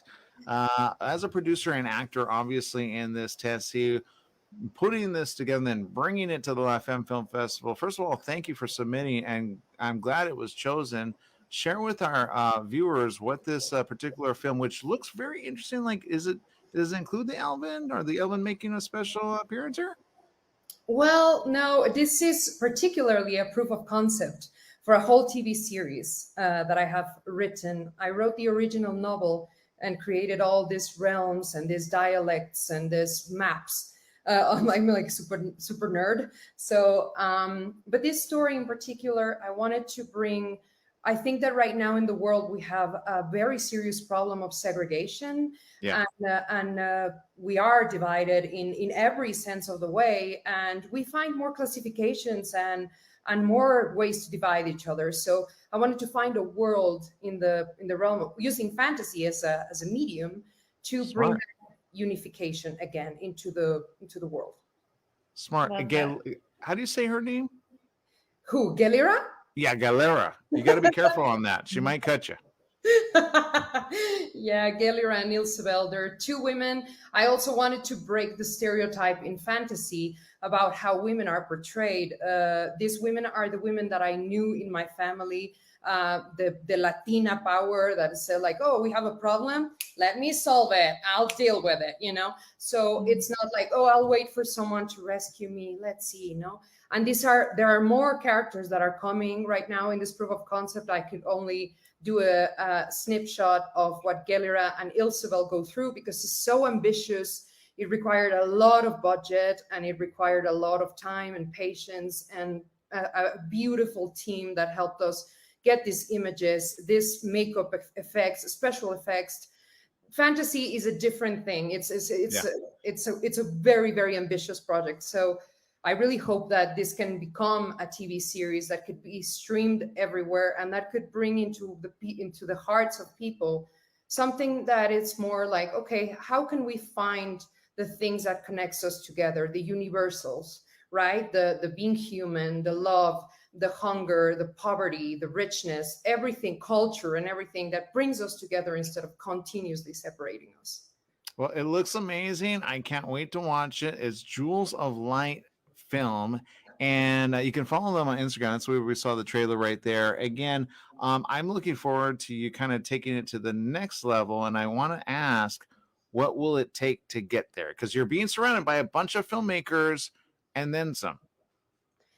Well, it takes a lot of budget. I think that one episode, they're 1 hour episodes. And I think that one episode is going between $800,000 to $1 million per episode. So it's a very ambitious project because of all the makeup that is required, the scenery, the people. But I really think that it's wonderful. I have characters that touch into the Asian culture. I have characters that touch into the Middle Eastern culture. And these are women that expose very serious problems like genitalia, circumcision in women, and all of that through fantasy. And that would break the stigma of how women are usually portrayed as victims. Instead, I want to flip that and say, we go through shit, but we survive. Pardon my French. I didn't know the French talk that way. Rebecca, I know, can totally like hold a bow and arrow. Any suggestions, Rebecca? I'm so excited to see this film. I just kind of want to know, what was the biggest challenge in even creating the feature? Well, first, finding the space where we could shoot this. This is a SAG-AFTRA project, so a lot of requirements were taken into consideration. Then gather the materials that we were going to use, gather a makeup artist, that everything within our small budget, because me and my friend Andy, the girl that plays Galera, we financed everything ourselves. Wow. So we had to work and bring the money and bring people that we could get and say, well, this is a mini budget, so can you help us do this? Can you help us do that? So I think that was the biggest challenge. But everybody that participated in this small film, they did it with all their heart. They're incredibly talented people. And we even had rattlesnakes on set. When I was sitting, like doing the meditation, I had rattlesnakes next to me. And I was like, okay, well, I might die here, but let's do this. Good way to go out. I'm so glad you didn't. It's a good story. Yeah, the next story. Just do the thing and then chop the head off and then say, we're good. Read the element of the old, which says, we're going to eat that? Oh, rat is better. I'm joking. Part of the catering service. We didn't have a lot of budget, so we said like, okay, let's eat snakes. Yeah, I get that. I totally. Well, it's a great story, and I'm very excited to see it. Thank you so much for having me, and thank you for La Femme. I always dreamed to be in this festival. I never, in my wildest dreams, thought I would be selected. So I'm really appreciative of your time and having me here. Well, we are We're happy to have you part of the new family as part of our future alumni, because I can't wait to see what comes up, because I can guarantee you the panels, especially this week, that can be tuned in.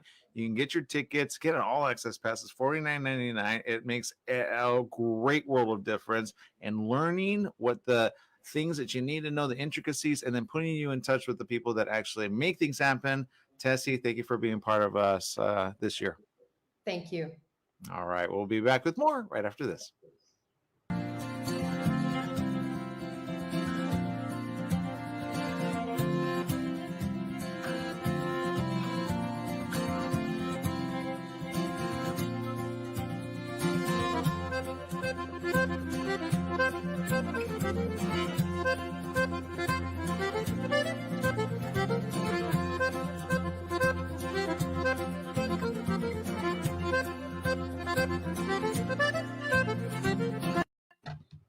We're here with Christina Rose. Christina, it is a very interesting topic. It's something that we're starting to see a lot of, a woman's new world. You got this. I got to ask, what was the thoughts behind what you wanted to do? And then did it turn out exactly the way you wanted with this? Actually, yes, it did. So we're kind of doing a bigger series on women in underrepresented industries. And I was shocked because I didn't know this, that female conductors are very much underrepresented. Just about 11% in the top 2021 orchestras in the world.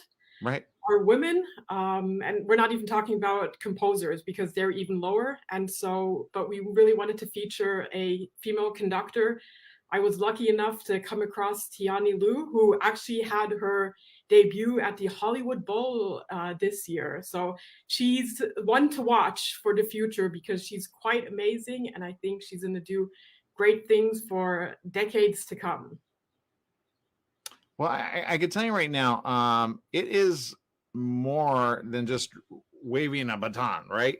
What did you learn, Christina, by doing this particular feature? Actually, I learned so much, I have to say, because there's so much more than goes into being a conductor that I have to admit that I was really naive, that I didn't know, that really Tiani will study these pieces for months before she actually performs them. Wow. And the thing is, even Dvorak's piece, which is one that really is close to her heart because it's something she grew up with, and obviously we touch upon it a little bit in terms of the subject matter, because Dvorak, wrote it when he was in the US and when he came back to Europe, basically. It's a very nostalgic piece that has ties into her childhood, but even that piece is a repertoire she will go on to perform multiple times, many years. And even when we were with her, she was studying it again, and she's like, oh, there's something that I didn't see or didn't recognize. So even years after, she still finds new things about that piece, which is, to me, fascinating. Well, and I will say this. I'm looking at your Instagram, by the way. Great job. Mirror Water Entertainment. We create inspirational film and TV content for the global market and are part of the Hollywood movement. Or I'm sorry, Hollywood world movement. Very, very interesting the way you said that. But I'm looking at another one coming up soon. And I know this one looks amazing. Wonder Women Shaping the Future. It seems like there's a theme here, which I think we need to kind of push out a little bit further. Women being at the head of things. Man, do they excel? And I will say sometimes the men go, they don't give enough credit. They go, I if I could tell you how many women I've learned from, I've become smarter being around women. Yeah, no, I actually had a female conductor growing up as well. That I didn't realize it was such an undervalued thing in the music world.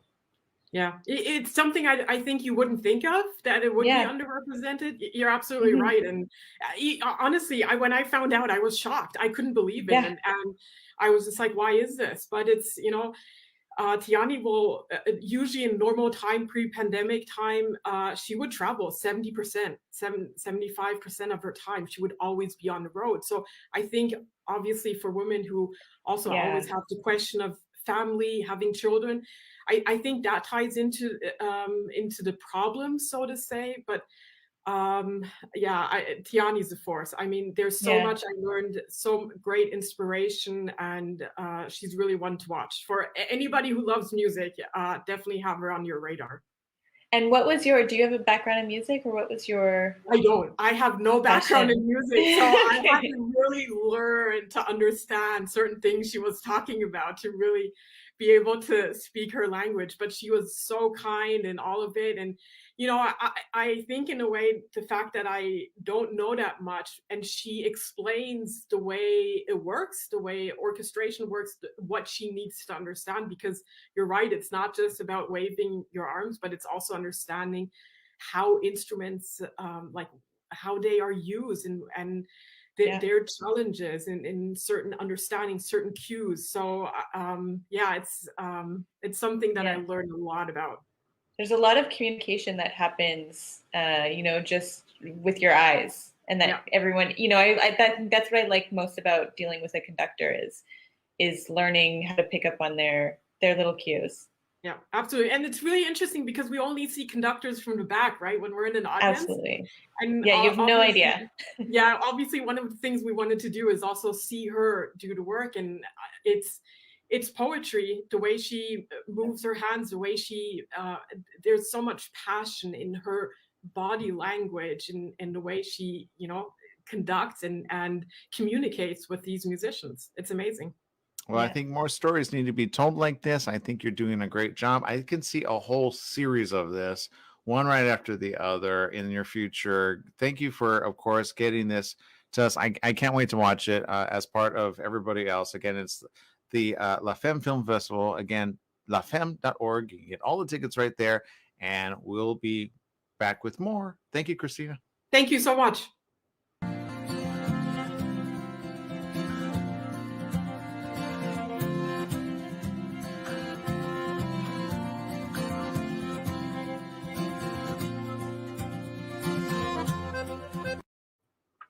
We're here with Kathleen Ireland. Kathleen, I will say again, great job on this. I know you're a songwriter and, of course, a recording artist.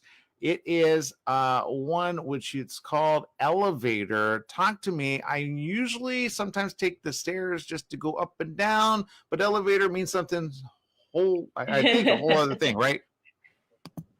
Well, yes, I think it's just maybe a metaphor for ups and downs in a relationship.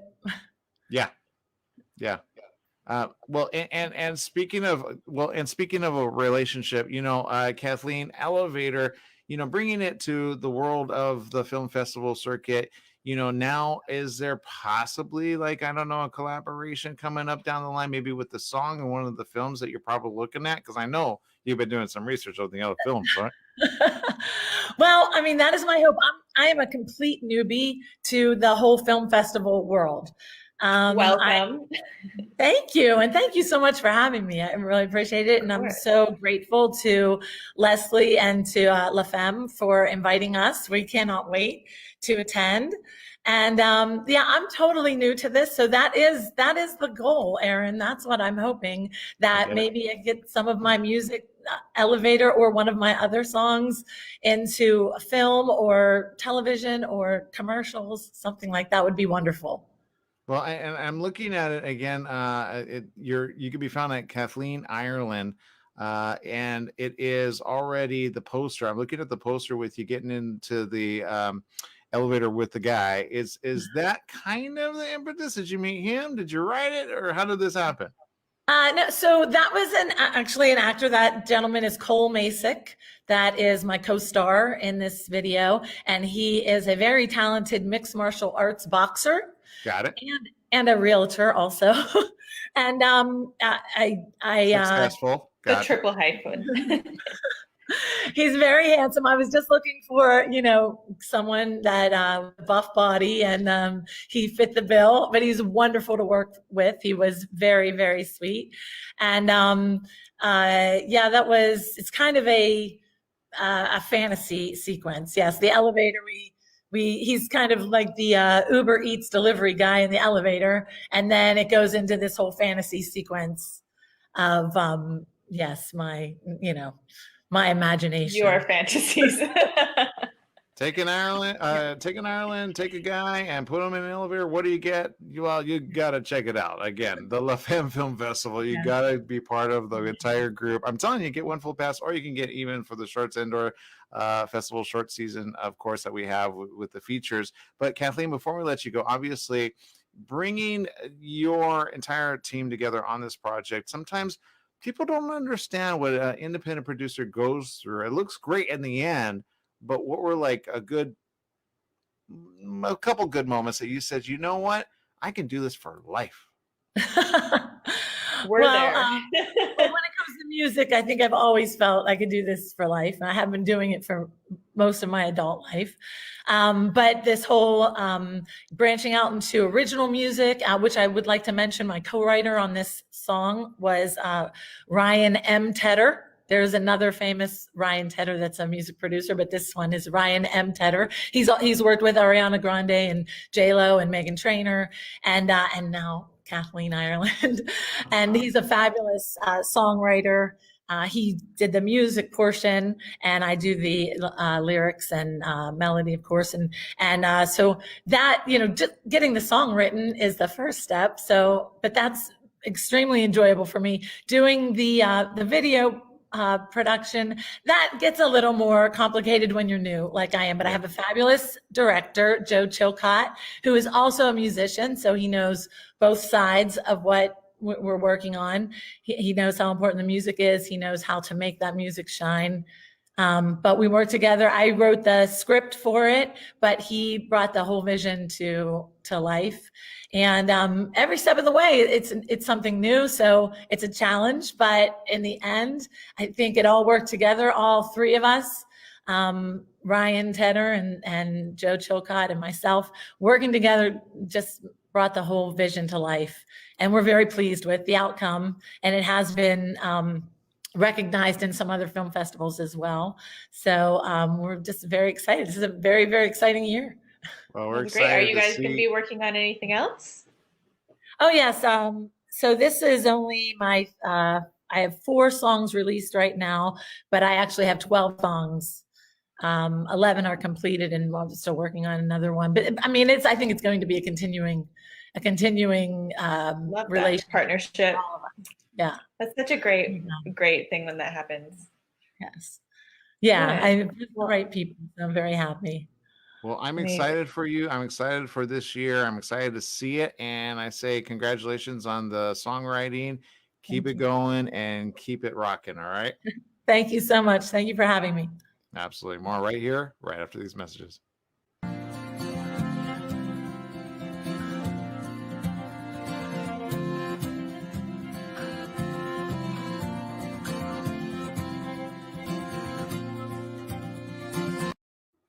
We're here with Ewan Lang, and Ewan Lang, you haven't seen what I've seen. I'm sorry. You haven't seen, well, you have seen what I've seen, but not yet because we haven't seen the film. Wait, how does this go? Wait, what is the title and what does it mean? Because I don't know if I want to see what you've seen now. It's Eva Lang. It's Eva Lang. I will make it easier for you. And well, I wanted to make the film from the child's point of view. And while I was researching on the subject, which is violence in the family, I found this sentence said by a child to a psychologist: "You haven't seen what I've seen," and it resonated so much. So I used it as a title, and it was like the main thought that was hanging above me while I was writing a script and while I was directing the film. Well, and this deals with a very serious subject, which again, some people don't know how to deal with it. You did so. Is there certain things that you go is very like sensitive to where you go, I don't know where to go with this? Well, there are some stories that are really hard to tell, but I also thought that it has to be told, and I'm not the only one telling it. And I focused on working with my child actress. I was going around the subject in a very sensitive way, but also she's a child from a very happy family, so that I didn't touch any personal trauma. She was in the safe space. It was her first time on screen. Wow. She was taken care of by her mom actress, and they formed quite a good team together. Well, yeah, I'm looking at the trailer on your Instagram, by the way, and it's one of which, you know, it looks calming. Number one, the way you shot it was great, but I gotta imagine, you know, the stories that kind of come out when sometimes people go, I don't want to talk about it, but I think I need to. Do you get that sometimes with this? Well, yes, this is how the idea of the film was born. It's partly my story, but it's also the story of many of my female and male friends. We are from the generation that start talking about the childhood trauma, and it's not very rare. It can be more or less intense, but it happens. So I think it's time to talk about it. Yeah. And are you hoping that this kind of becomes that conversation starter? Well, I think the conversation is already going. I would just like to add the point of view of a really small child that is stuck between the love to both of the parents and the wish for well-being of both of them as well, which is not always possible.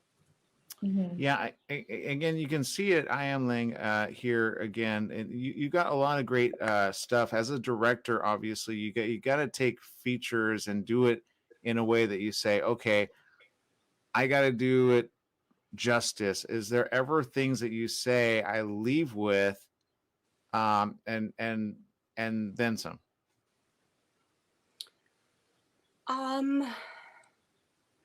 Well, we shot in a really private environment, and we were really small team.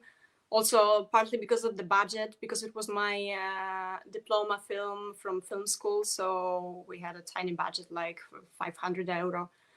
And but also I wrote the script to be placed, the film to be placed in a secluded house close to the lake. You know, it was very all intimate. So we didn't all, we shot what was written to be shot. So there wasn't much to choose from.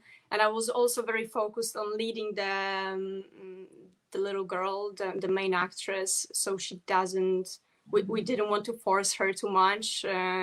We wanted her to be in front of the camera rather than act. And I think this is what that was the most important thing for me. Well, there's a moment, and it's in the trailer that you had there on Instagram. I wish Dad were dead, and that is a very. No, I wish Dad would disappear. Okay, yeah. I wish certain dads were dead. I'm not gonna lie, that do that type of thing. But disappear, get out of my life. What's your message to families that kind of need to address this? And because there's sometimes the children can't speak up because they don't know how, or they just don't even say it. Of course, very often they don't say it because they want to protect both of the parents. So to speak up very often means you have to give away one of your parents and you still love them.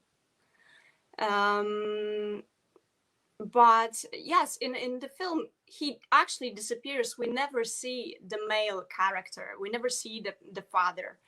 It's the fear or maybe this wish coming true causing him to be outside of the frame. We hear him. We hear a lot of him. We hear the fear, but we never see the parent. And this is, the message is not get out of my life. Just don't destroy my life the way you're doing it.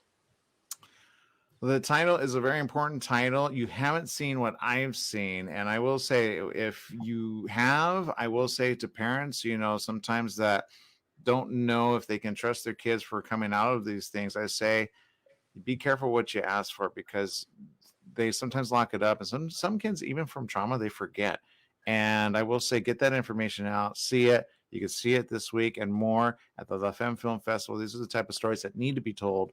And thank you for making that happen. Thank you for having me. Thank you. More after this.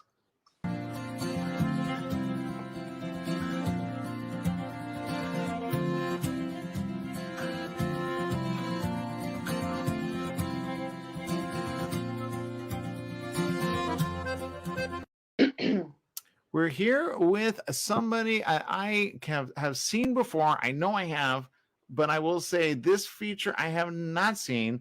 Lilias Addy. It's a short I'm sorry? It's a short film.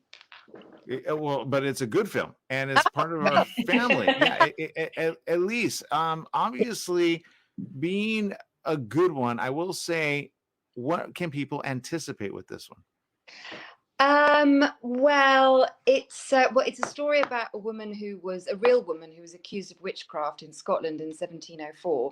And I came across this story because I saw a photograph in the newspaper of the real woman. Well, obviously not the real woman, but historians had digitally reconstructed her face from her exhumed skull, and they made her look really kind and lovely. And historians were trying to reframe witches as the sort of lovely, as normal women, rather than these kind of vile creatures that we've come to know them as through, in the stories and films that we've seen. So I thought I'd take that idea and go with it and just create a little story around this real woman, but painting her to be, this kind, lovely person who's just a victim of this really awful, tragedy. And I, did some research after I saw the photo, and I found her actual confession and the actual accusation against her. And it was just extraordinary. It blew me away because the confession, she said sort of these extraordinary things about the devil, like she said, he was black and pale. And she said he had, feet like a cow and things like that, which was just, you can't help but think through my modern lens, oh, maybe she's having them on. And I just sort of like this idea of this woman who found herself in this situation of being accused of this thing, which obviously is nonsense, and just sort of slightly, taking control back by creating this fantasy around it. So yeah, I just made a little film, my first, around this story. And I've heard that the head of departments are all female. Yes, that you worked with your crew. Were female, exactly. And I didn't really set out to do that, but it was just it was a really amazing experience. They were all completely brilliant, and and I totally loved it. It was a great experience for my first time. I used to be an actress many years ago, and have been doing various things, including having children and whatever. And I wanted to do this, and it was I absolutely loved it. Well, at least go ahead. No, I was just going to say, which job did you prefer more, acting or the creating part? Oh, definitely this. I mean, look, I haven't acted for a long time. I did it for about 12 years. And the difference is just the lack of control you have. With this, it was my story, my decision. I made it because I wanted to. I actioned everything. And as an actress, it's obvious to say, but the control and the power is just never with you. You get picked, don't get picked, and unless you're extremely successful, that is. And so no, I definitely prefer this, and I loved writing, and I hope to do a lot more of it. At least I can tell you right now, you're probably going to do this for years to come. Obviously, joining a great team of people is always good. And, moving forward, I will say features always are a big, big feat to take on. Shorts are a little bit more manageable. What would be your advice to those that, are kind of doing, feature length stuff in their heads, but it's so important to stick to a short to get it done, especially when it comes to finances and sometimes time. You got kids. It's difficult for me to give advice after having only made one. I feel like I'm probably not the right person to ask. I think, you know, the way round I did this was that I had this little idea, and I set out to make a short, and then once I was in the world of the short, and in the characters, then the idea for a feature kind of rolled on from that. And so I have written a feature that's set in the same world, and so that's the way round it worked for me. But that's because I really set out to write a short. So I wrote a 15-page script. And yeah, because obviously when you're setting out, I mean, who's going to give me, loads of money to make a feature, having never done it before, so you've got to start, for me, I think, you've got to start small and build up your experience and build up your confidence. I wanted to, answer the question, could I do it? And so it's an empowering thing when you do it and you think, yes, I can, because no one, I think for women generally, and maybe this isn't true, but it's my experience that they don't get given things in the same way. They have to take it for themselves. No one said to me, why don't you make it? I think you'd be brilliant at this, or why don't you, it's you have to take that space. You have to step into that space. And and I'm really pleased that I did, because I can do it. And I guess that would be my message, would be, if you think you might be able to, then you probably can. There it is. Yeah. It's belief. Yeah. Once you have the belief and then you do, then that makes it so much easier the next few times, right? Absolutely. I think that's also an easier way for women to go about it too, is we kind of have to prove to ourselves that we can do it before we jump right in, whereas men might just jump right in first. That's true. I think that's true. But I mean, I wouldn't know any way else to do it, because you get that confidence to know that you can.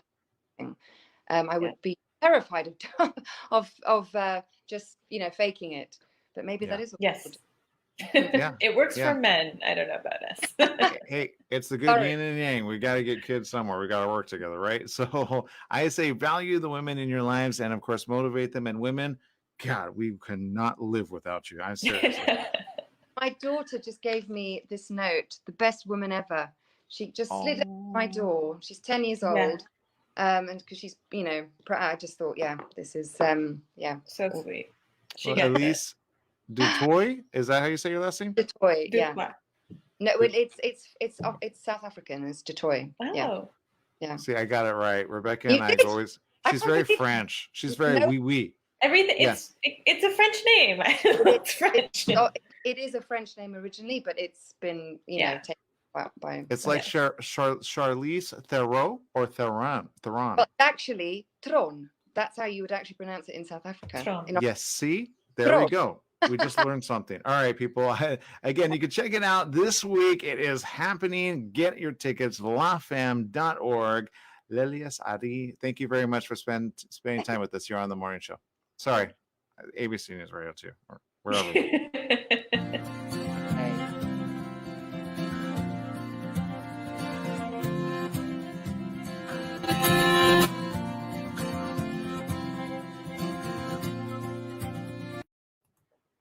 We are here with somebody who has been a first-time director. Thank God we get this film as a first-time director. Liz McBee, I will say you did this, and it is called Burning the Village. Well, I'm going to say right now, right there, I would be scared of you as a first-time director, because I'd be like, what is she ready to do? What is she ready to light? But you did this due to a personal experience, postpartum depression, and you help self-finance this, you self-fund, you self-produce this. Liz, I think you're stronger for it. Thank you. Thank you. I definitely feel stronger for it. It was quite the passion project for a very long time. Yeah, you shot this over 13 years? Yeah. Yeah, tell us about what that was like. Well, I mean, it's kind of obvious. I had kids. And so that's what started this journey. And, trying to juggle work and kids. And I worked in film production, but when the postpartum hit me, I had no idea what it was. I knew that, something was not right. But it just really sunk me into this just crazy dark cloud. But again, I had no idea what it was. And it just took me a long time first to get out of that. And then, I had two beautiful young daughters who kept me super busy. And so the project kept getting put on the back burner, kept going to the back since it was self-funded and I was just trying to get it done. And so that's kind of the journey. And then they went off out of the house and I got to finish it. So. Smart. Liz, some people don't talk about it enough. Postpartum depression can be debilitating for a lot of people, even especially when you don't sometimes know you have it. You just realize all the complexities of everything. A lot of people, especially now, you know, with coronavirus and then some prior to coronavirus, it's already difficult. Now you got that as part of it. And then you just have, some people call them the baby blues, but it's so much more than that. Can you kind of give the right information out there that you want people, especially the men out there and even fellow women that sometimes don't understand what that means, you know, to the full? Yeah, I mean, it's something that luckily we're moving into a direction of more awareness of mental health. And so that helps. But people around the mother or around the new family should keep an eye out, you know, watch them and see how they're coping or not coping. And if you're going through it yourself, you know, chances are you don't know, because a lot of the media, you know, and the sensationalized stories are women who have killed their kids or something like that. So everyone's like, no, that's not what I have. That's that's a worst case scenario, right? That's a worst case. That's actually a whole different thing. Yeah. Then there doesn't seem to be a lot of conversation about in between either. You're supposed to, you know, have this magical experience where your child is born and you're so in love and your world changes, and exactly talk about that there's alternative feelings. Exactly. And the film actually talks about that as well, where, you know, motherhood's supposed to be joyful and it's just not sometimes. And what happens when it's not. Exactly. And so that's the whole concept of bringing your village, and, you know, to quote that cliche of it takes a village, you know, to raise a child, and it takes a village to watch the women who are actually going through this, because it's a very physical thing. Yeah. So. Yeah. Well, and you don't know the complexities of just life around the situation. So I will say, you know, everybody has their own journey, yet it's important to share that journey with one another. Sometimes you just want to kind of go into a hole and not share anything. What would you say to those maybe even going through it right now? Yeah. Is, you know, there's so much shame around it. There's so much shame around stigma, you know, the stigma and everything. And just try to really get out, you know, try to, I don't know. It's so hard because when you're in it, you know, you can't just like go out or do something. But it's really, I think, up to like the medical professionals who are seeing these women, especially pediatricians, because they see them more often than a good check-in, huh? Exactly. And I guess the biggest thing is be honest about your feelings. Be honest about those kind of creepy thoughts that are going on, maybe, or the darkness that might be happening. So, you know, dismiss the shame, basically, is really big. So, I mean, I'm grateful that you made a film like this, and you know, people can actually have this conversation and start talking about it. I hope so. Yeah. Thank you. I'm so honored. Oh my God. So honored to be a part of it. We're so honored to have you. Thank you. Absolutely. Burning the Village. You can actually check it out, burningthevillagedocumentary.com. Check out the trailer there as well, and then watch it along with all the other great filmmakers here at the La Femme Film Festival 2021. It is the International Film Festival. I'm going to throw that back in because it could be seen from anyone and everyone. In you Canada. don't have to be at the Regal Cinema. You can see it in Canada. Spread the word, Rebecca. We'll be back right after these messages. Yeah. Thank you. Bye. Bye.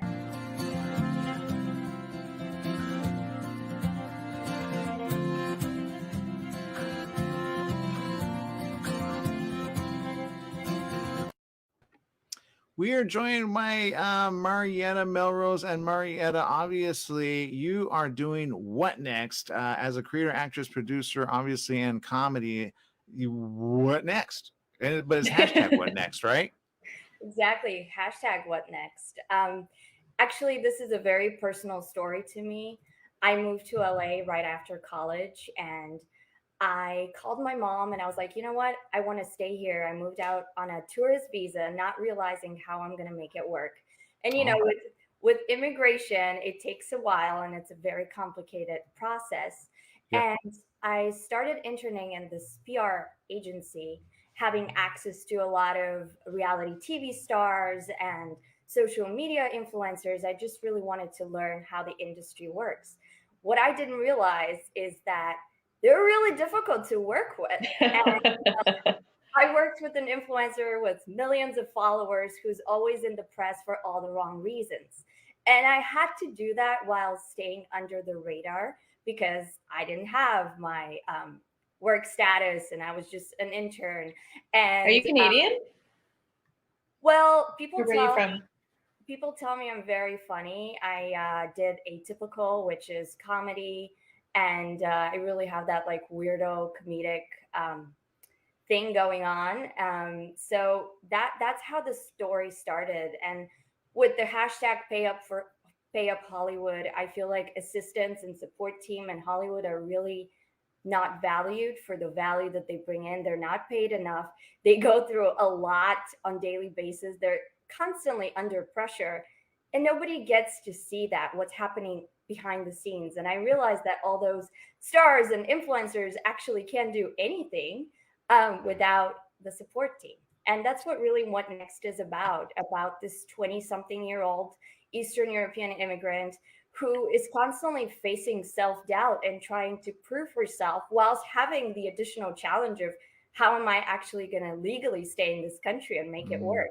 And with that additional obstacle, we see all the comedy happening. And what I really, I'm hoping the audience to take out is create that empathy, because we meet people constantly on a daily basis and you don't know what's their status in that country. And Americans who were born and bred here actually don't realize the privilege necessarily to be born here and have that opportunity. And the other thing is, being Eastern European myself, on TV, we see those characters always not being able to speak English, somehow not being intelligent enough. And we see that girl, and perhaps you don't realize that she is Eastern European, but she has that constant tension going on throughout the short film. Well, Marietta, we're trying to get Rebecca back into Canada. Say, I need to see this film because I'm going through the same process right now being Canadian. And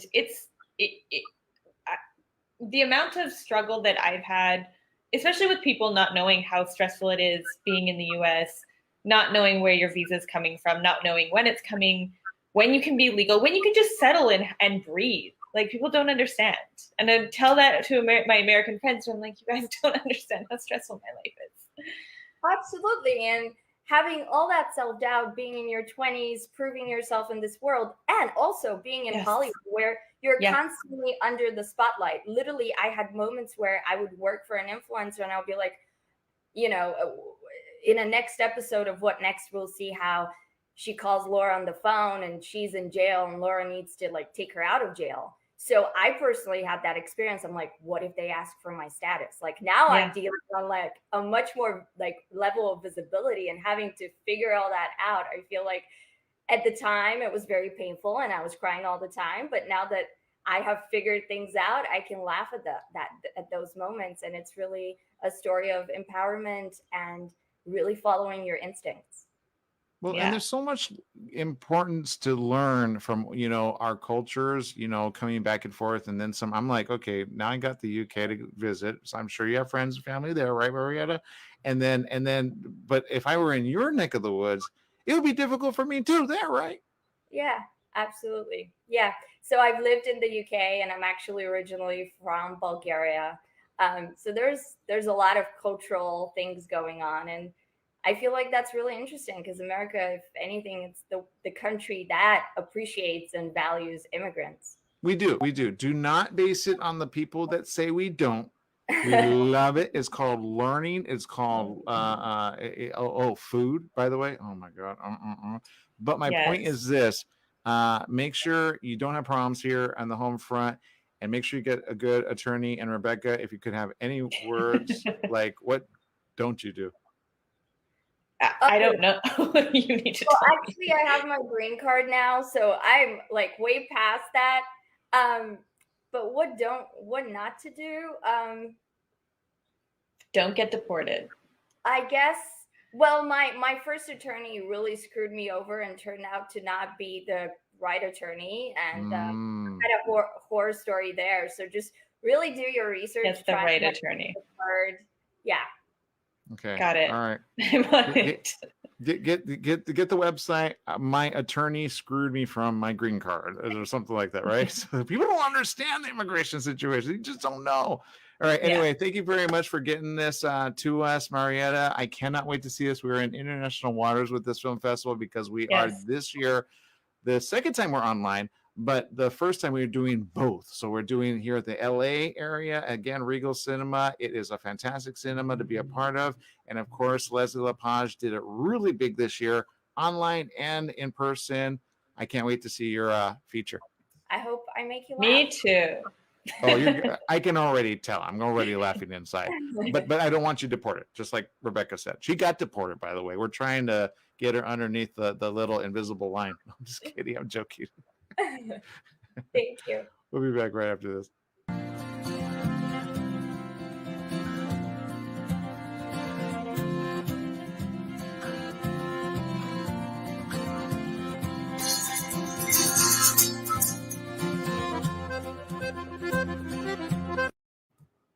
We are here with Linda Nicole and Alex Cole Baker.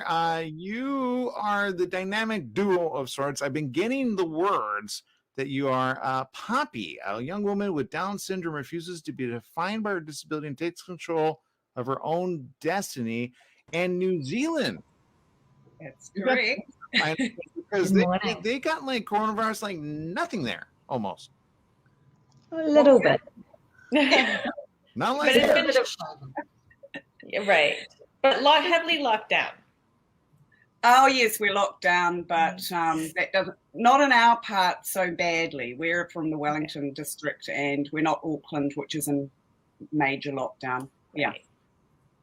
So let's talk about the young girl, Poppy. Obviously, the movie. I see her in the poster behind you.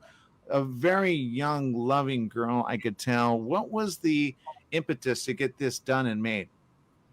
Really, it was quite a long journey. It took a while because what is at the heart of the film is the fact that people with disabilities don't always get a level playing field in life. They get boxed in, they get told to do things, they get treated like they've got an illness. Yeah. And I really wanted to tell the story of a brave, cheeky, naughty, daring girl. And this is the story of Poppy, getting what she wants, getting out from under the thumb of her brother, who's her main supporter in life, but not, and just, living life to the full, just having what everyone else her age, which is 19, has. I'm looking at her behind you, and I can tell you right now, I'm glad you did this. I just did a very important seminar when it comes to people with special needs. My sister has special needs. I know a lot of Down syndrome children. I just met a bunch a few weeks ago, and I know, if anything, not only are they raw with their feelings, they're raw with their thoughts, and they are just so raw, period, but people don't understand the stories, especially those surrounding them, that help them out day in and day out. But she's got to melt the hearts of just anyone that she comes across, right? She does, and she has. so that is great. I mean, there's various levels of Down syndrome that you'd be aware. But, there are some of these young women who are they're just, like I say, boxed in. They need to get out of the box. They need to have the right support and education to make the most of themselves and to have a life like everyone else. Yeah, I could tell. I'm telling you right now, I can't wait to watch this. Alex, obviously teaming up with Linda, I can imagine Linda kind of seems like the kind that I would say, you know what, I don't care what is in our way, we're going to make it happen. Absolutely. I mean, she had persevered for years with the script and getting that right, getting that out there. And meanwhile, we were sort of, I guess it was waiting for the right environment to want to make a film. like this. It wasn't something when you go to funders and you go to distributors and they go, oh yeah, right, we know how this kind of film went last time, and so that all makes sense and we'll do that. It was like, this is something different. So few films have a lead character that has a disability. So yeah, Linda really persevered with that. Then the right thing came together for the funding. Sometimes it's just about the timing. So I came on board after Linda had been doing this for, quite some years herself. And then absolutely she had to, lead an untrained actor through their first dramatic feature. So yeah, absolutely some definite fortitude and stickitude there in Linda. So. Well, I'm looking at some of your Instagrams. I think we can follow you. It is Poppy Loves Cars. Is that true? Yes. Yeah. Poppy does love cars, and her ambition to be a mechanic. Yeah. Okay, Yeah, so that's the story of a girl who wants to learn to drive, which is a bit of a rarity, with Down syndrome, although it does happen. If you can pass the test, you can drive like the rest. That's an old tagline, but a good one that I incorporated into the film. So, yeah. Well, the poster looks amazing. I can't wait to see it. Rebecca, do you have any last questions? I guess the only thing is I'm wondering, with a first-time actor and with somebody challenged, was that the biggest challenge in making this film, or what?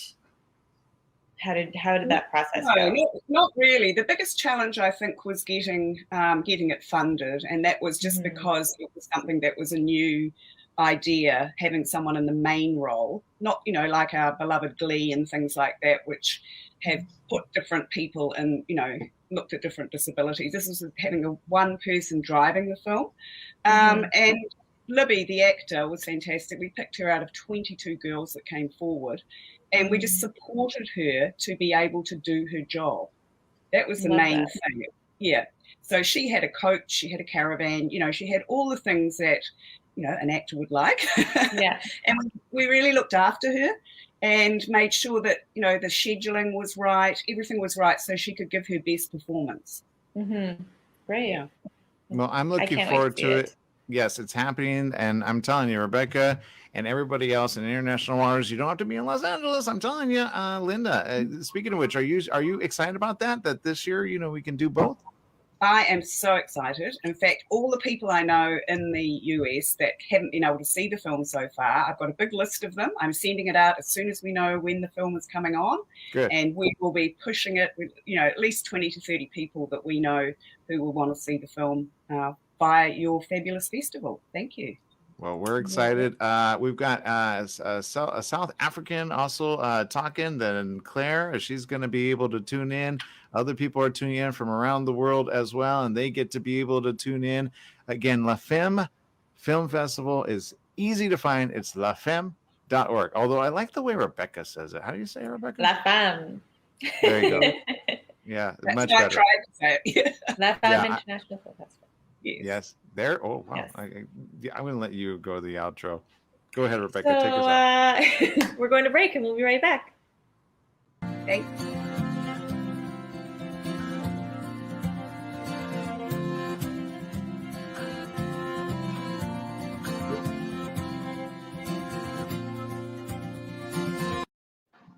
We are here with somebody that I'm telling you right now, I've already got a lot to learn from. Robin Stalson, Adventures of Zizwe. Did I get it right or wrong? I can guarantee you right now, I'm learning. No, you got it correctly. It is The Adventures of Zizwe. And sadly, I'm not seeing myself on the screen. I'm seeing a double of Rebecca. But we see you. Oh, well, that's important. Very good. Yes. I won't get distracted. But The Adventures of Zizwe is a spiritual animation series, and Zizwe is a little Zulu girl. And the idea came to me as I did a lot of spiritual, esoteric travel around Africa. And I've always been interested in the country of South Africa and the continent of Africa. And I was very fascinated by the indigenous wisdom that these young women have, or this young woman had.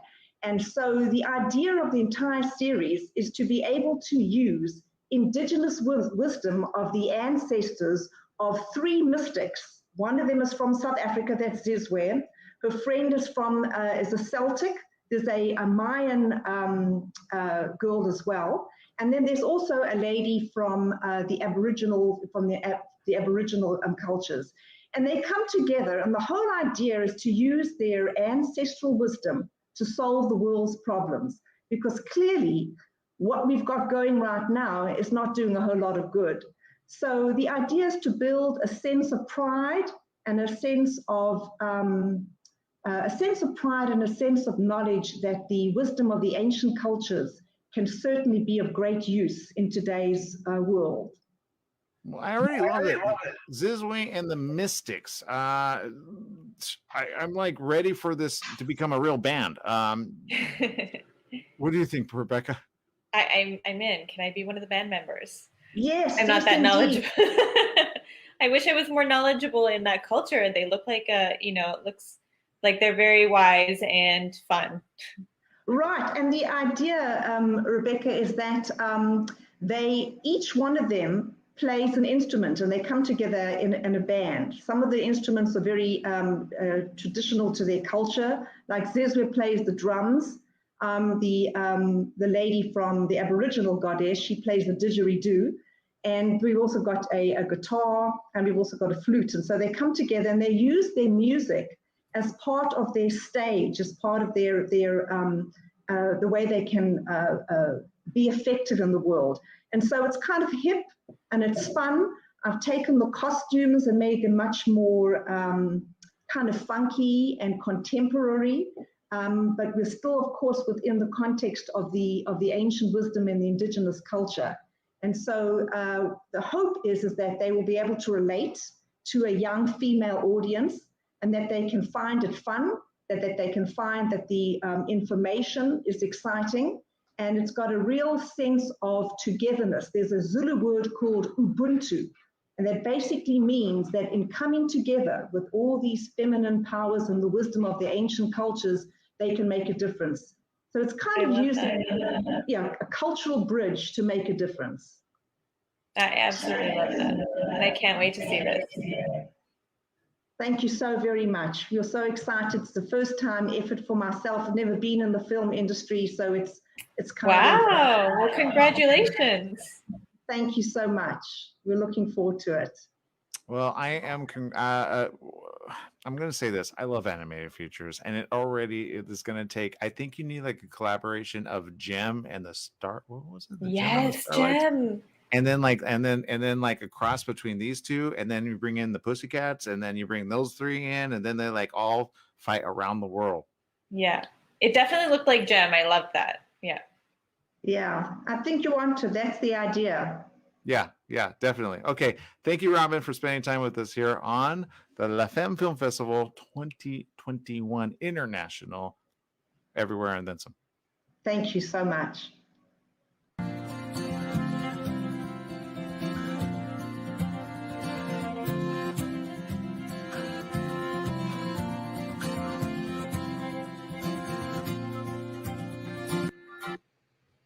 Joining us right now are 2 women that I'm telling you right now, love in 2020 is kind of complicated already. But Christina, Anna, you guys put this project together.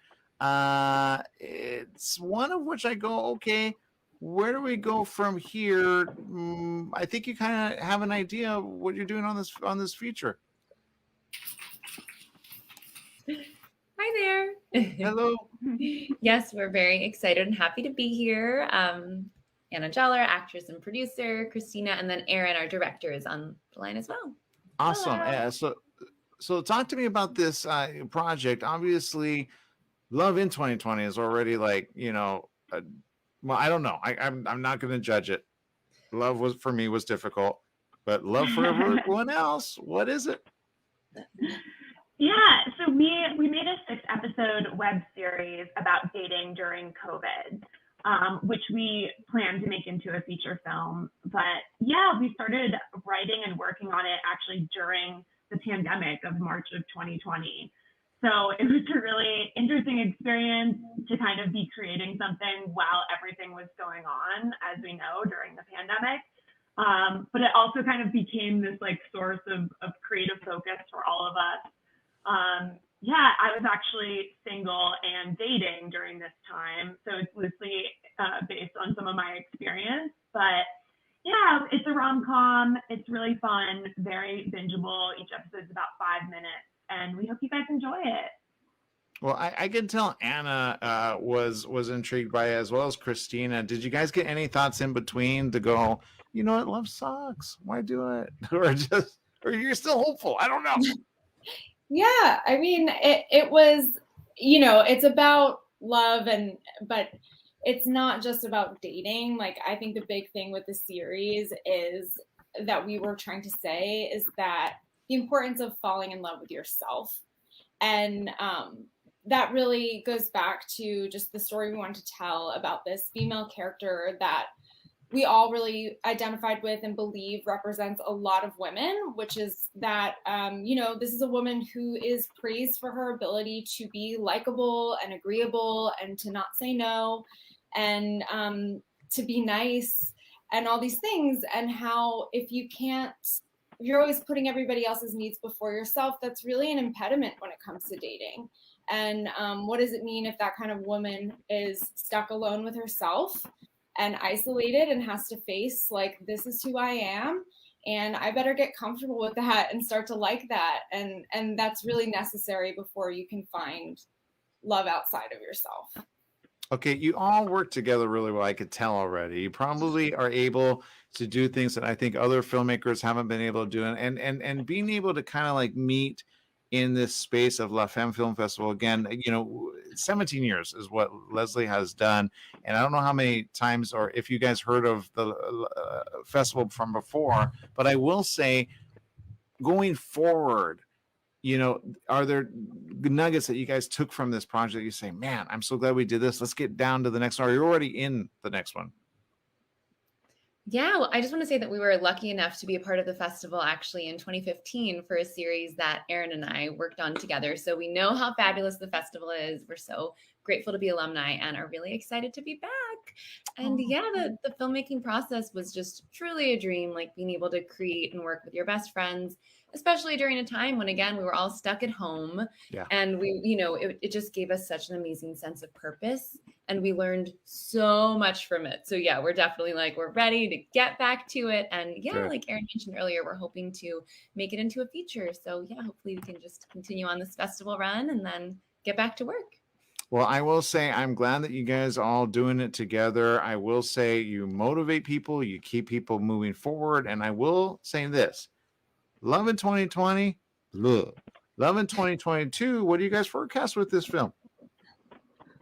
Well, there's the feature project. So we're, I'm working on the script now, and we're hoping that it will get turned into an indie feature where, you know, we can tell a larger story about, there's just so much to say still about this experience and the different kind of milestones that we've all been trying to navigate. And, but we want to, no matter what, I think we all really just want to keep the message hopeful and yeah, just keep it positive and give people a reason to feel less alone. Well, I think it's the right thing to do. I think even whether you find love or not, know that you have friends like all of you, and then you just move forward regardless of what is in your life or what isn't in your life. And then know that especially when the creative spark is kind of lit, you have friends to get you to the next level. I think this is a great team, by the way. I kind of want to like say and pick your brain more, but unfortunately we're out of time. The La Femme Film Festival, before we let everybody go, why should they tune in? Oh my gosh, well, if you love rom-coms, and specifically this is a rom-com about falling in love with yourself, so it's really fun. It'll make you laugh. It'll make you feel hopeful, like Anna said. It's super easy to watch, and it's really fun. All right. I think she said it just right. Congratulations, all of you. We can't wait to see more, especially at the awards and the after party. Okay. We'll see you. All right, everybody. I'm out of time. I'm glad you guys all joined us. Again, check it out, lafemme.org. There's more right after this. Stay tuned.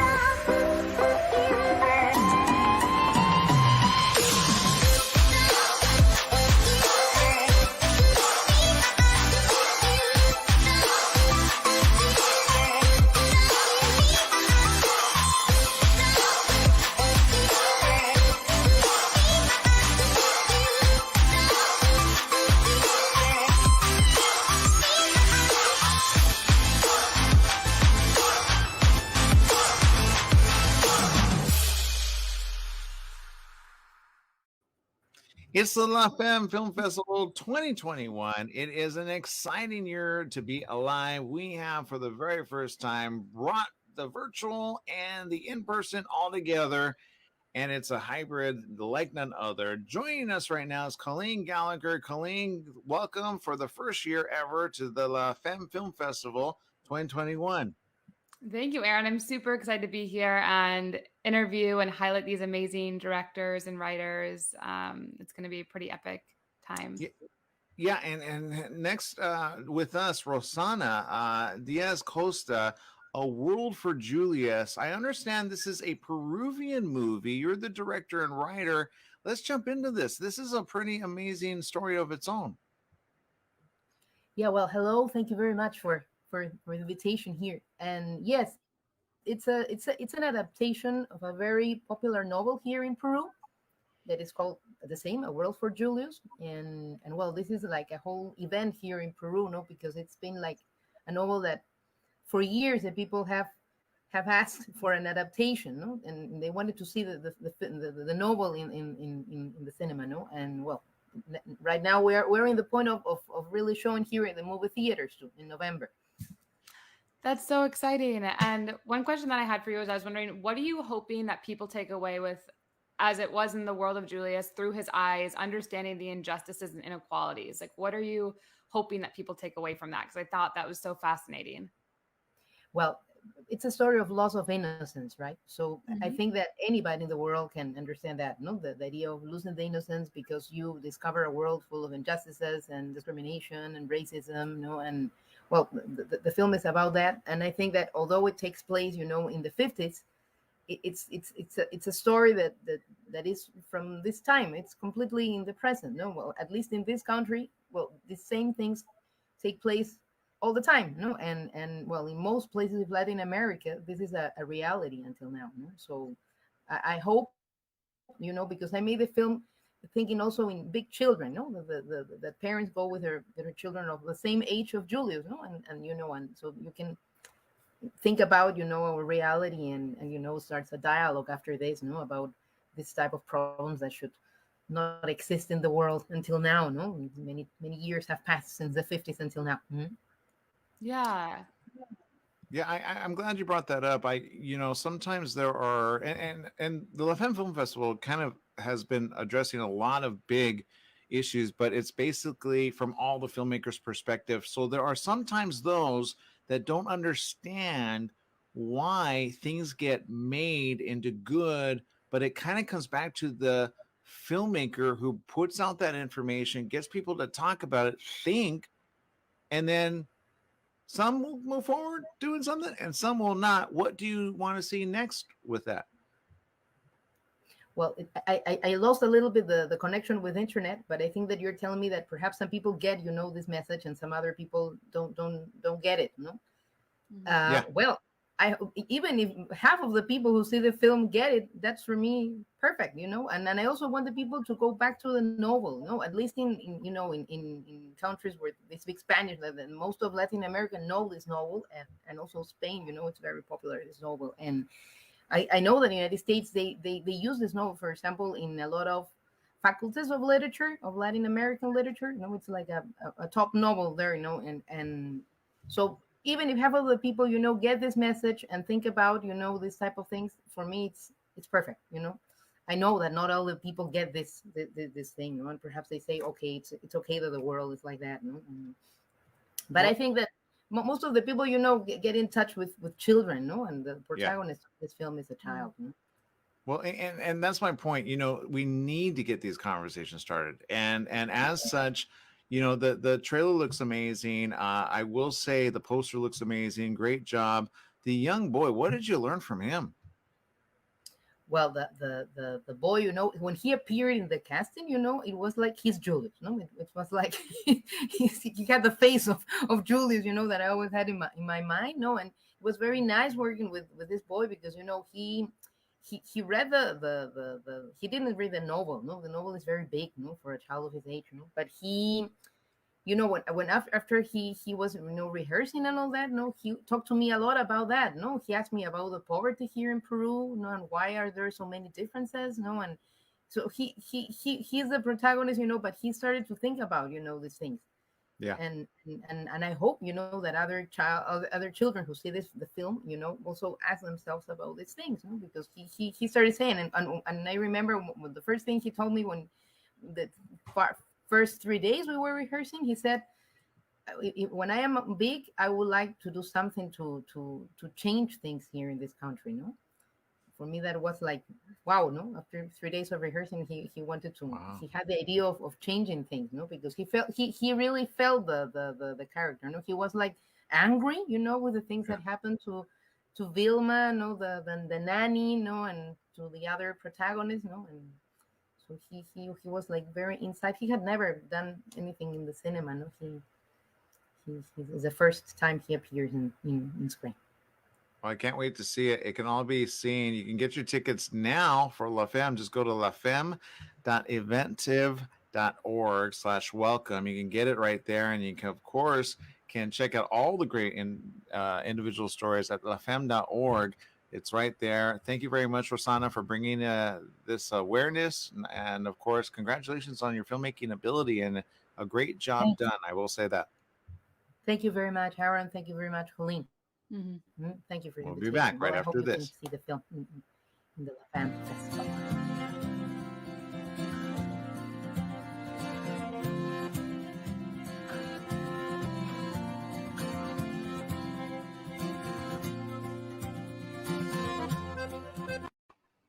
We're here with Afton. Afton, I'm gonna mess up your name. Quasaler? Quas Sailor. Yes, that's actually really good. Yeah, well done. Thank you for making me feel good about that. Neurodivergent, though, is a USC thesis film, which I will say I'm very close to USC, and I will say, good job. Are you going to drop off anytime soon, or have you caught the bug and you're always going to do this from now on? I'm always doing this. Yeah, I'm in. I've caught the bug. Yeah. Good. I love that. Yeah, it's important. Neurodivergent. Colleen, I mean, first of all, what were you going to ask? Well, I was going to say, I love this because I kind of like you. I actually found out I had ADHD right before quarantine. So I read this. I was like, what? So what I wanted to ask you is I just wanted to say, like, what first inspired you to seek help? And like, how did that even come about? Because in the preview, it was like you were shocked by this. So I'd love for you to kind of, what inspired that even transpire? Yeah, it was a really interesting situation. So I had dropped out of high school pretty early and I didn't go to college. I just worked, and I worked as a musical theater actress for years and years. And then I decided that I wanted to work a little bit more behind the camera and go back to school. So once I was in school, a lot of the things that got me to drop out of school started to come up again. And I already knew that I was dyslexic. So I needed accommodations. They told me I needed to get testing. So I went in and I got tested, and they were like, great, you're obviously dyslexic and this and that, and with your ADHD. And I was like, I'm sorry, what? I didn't, no one ever told me that. So basically that's how I found out. And it kind of, I don't know about you, Colleen, but for me, it was like a light bulb. Like my whole life, I was like, oh, I'm not just lazy or stupid or crazy, or, these are actual things with my brain, and I just need to maybe have tools and adjust my life. And so I was in quarantine and in my last year of film school, and I needed to do my thesis, and I wanted to do a documentary, and I thought it was the perfect opportunity to figure out why so many women exactly like yourself are having this experience right now, and why our age group is going through that. So yeah, and I love that you said this, because there's so many things I've learned as well with that. But I wanted to ask you kind of, what were you most surprised about with learning with ADHD? Like, what was the thing that kind of surprised you the most that affects us?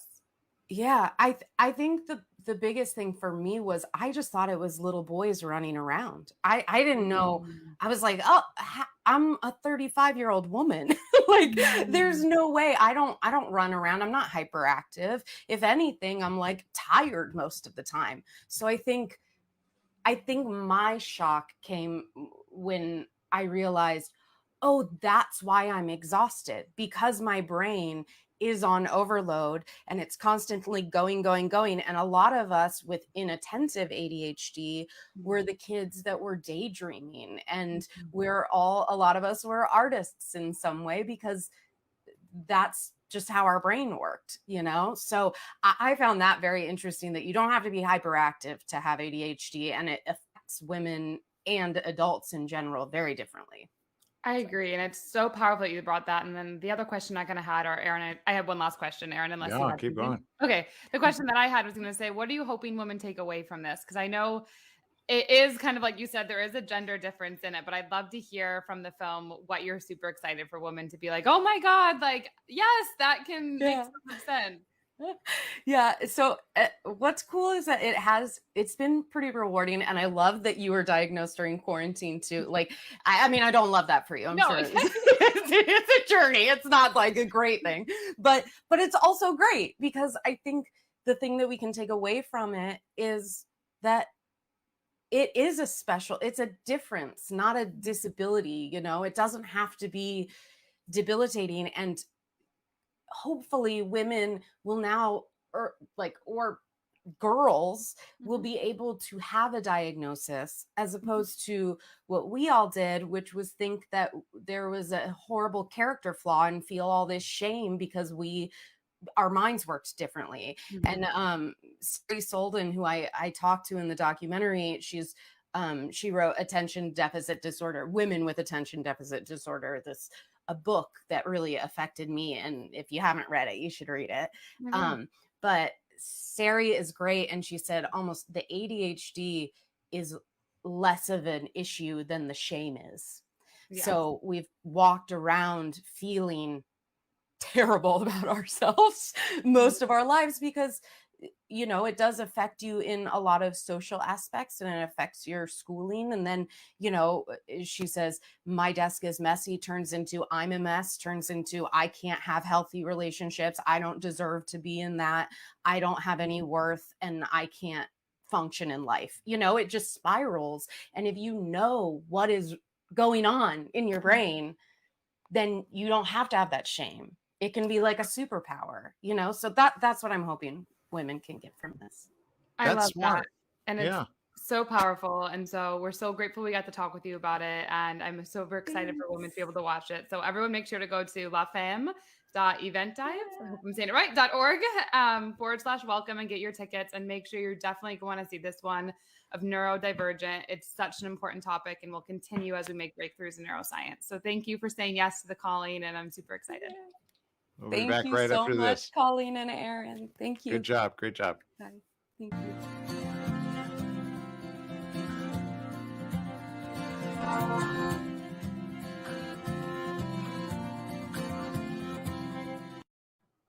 We're here with Alexis C. Jenkins, who actually did a really good music video, and it is featured here at La Femme Film Festival 2021.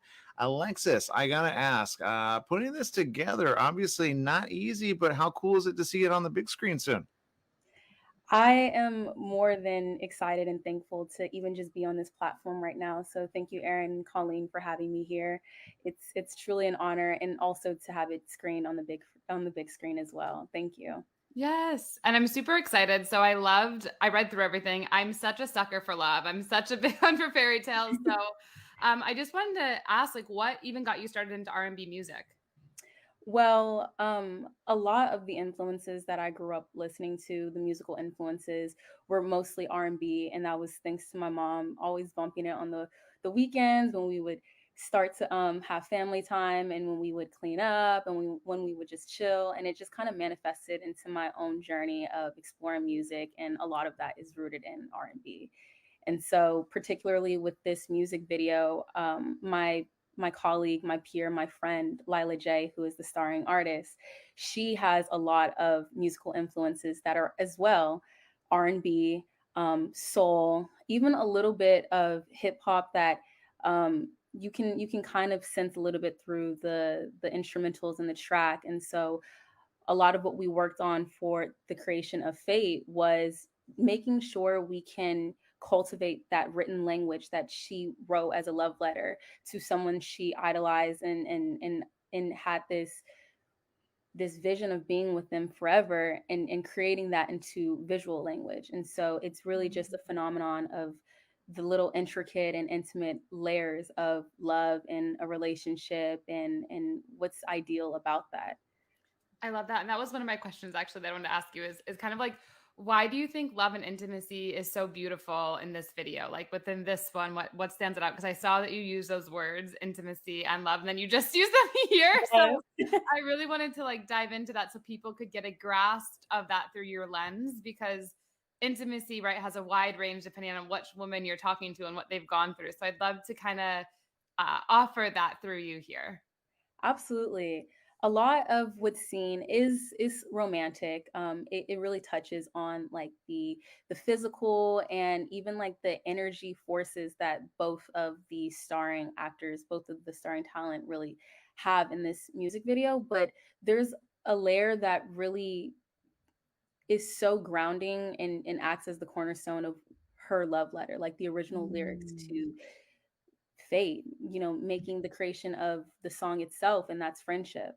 At the park, in the camcorder footage, there's a lot of B-roll, and there's a lot of just natural chemistry that's showed of both of them just interacting with each other naturally, and just being playful, just enjoying each other's presence. And I wanted to capture that as well, because I know, just like any relationship, it's not only just what you would expect. There's also a platonic level of respect and admiration, and just individualism. I think that's grounded in this. Oh, I love that. And I think that's such a beautiful way that you worded it. And I think the last thing I just wanted to say is, I know you said your mom, is that kind of, and you growing up with R&B and getting in that, what inspired this video though? Was it just through seeing people? Like, what was the inspiration of this is the last question. Thank you for asking that, and even just mentioning my mom, because I know just growing up, just people watching just casually was a huge way of me learning the language of like people's physicality, and whether they were in a relationship or not. It kind of influences how I create this natural chemistry and intimacy and honesty with real people that's reflected in film. And so I didn't want to fabricate anything that wasn't true to Lila or her song or the lyrics itself. And so I really just took all of those notes just through other films, through music, just watching how my mom and even Lila just interacts with other people. And I wanted to make sure it was not only true and honest to Lila and the song itself, but honest to the audience and the viewers, and they can see themselves within this love story. I love that, and the honesty and intimacy. So I'm super grateful. Thank you for sharing this. I feel like I'm like, oh my God, give me the love story now. So everyone make sure to be able to head to lafemme.eventtype.org/welcome and make sure to get your tickets. Definitely register to see Fate. And we're super grateful you shared your time and for everyone to go see it. Thank you so much. Femme.eventive.org. You can get it all there. Go to lafemme.org as well. Thank you very much. Great job on this. And I'm looking forward to your next one. You're going to bring it, right? Absolutely. Absolutely. All right. Okay. But be cool for this week because it's awesome. Okay. For sure. Thank you. All right. Thank you.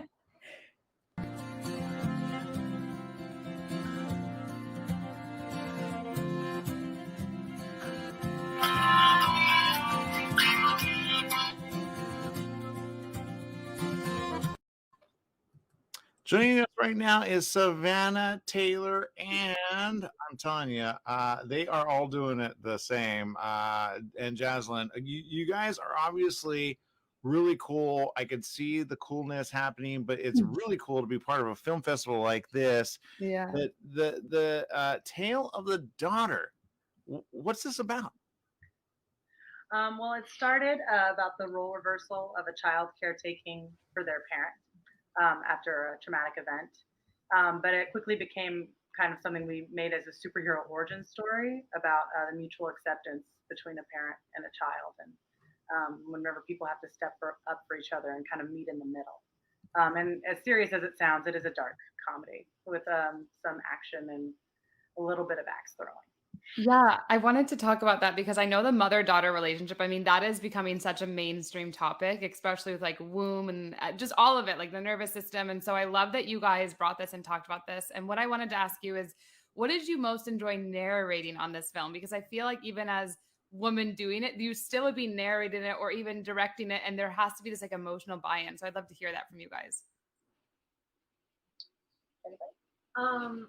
Yeah, I mean, I think for us, the mother-daughter relationship is like so instrumental into who the person you are. So just like this little snapshot of a moment after, you know, childhood with a mother, I think is just super important. Something that we wanted to showcase, I guess. And just the complexities of it. You know, nobody loves you like your mother, but nobody kind of hurts your feelings like your mother either. It's like this strange oxymoron of this relationship of trust and pain that you have to constantly work on together. Yeah, and I love that you had the mother-daughter, and it's going to be the dysfunction over money. So that was, instead of like the father, it was that. So I love that you guys did that as well. I thought that was just so like epic to put that. And then I'm just wondering, like, what really inspired you guys to do this one? I know that you kind of said what it was about or this, but what was the thing of like, this is the idea and we've got to make it happen? Yeah. So a month into the 2020 pandemic, you can tell this, Jazz, you look ready. Yeah, so I had been wanting to tell a story about caregiving for a while because I had experienced it with my mom and my grandma. They had a very tumultuous relationship, but at the end of the day, when my grandma needed it, my mom stepped up to the plate, and they were kind of forced to deal with a lot of issues that were never dealt with throughout, you know, their life. And I was really inspired by that, but I wanted to tell it in a way, because there's so much sadness in that, and I wanted to tell it in a way that we could find like the laughs and the joy and the fun in it.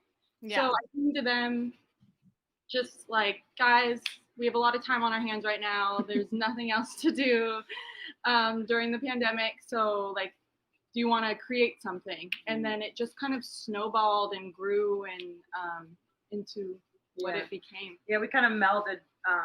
We all had goals of what we wanted to do for our next project. Yeah. Jazzy was really interested, and she's done a lot of dramatic roles, and she was interested in but she's very funny, so she wanted to show that off a little bit, as she should.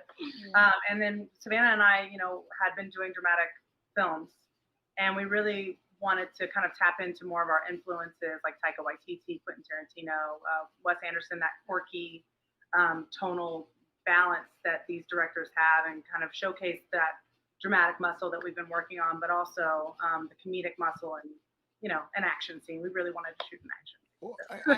I love it. And I have to say, Yeah, I have to say I'm happy that you are sisters, number one. Like you're like the forever sisters of ever, right? Like I and love being that, but able. we're not sisters. Sorry. No, I know, but you're the sisters like that. I say like, okay, you know the sisters of the traveling pants. Or Oh, what are they? What are nice. they?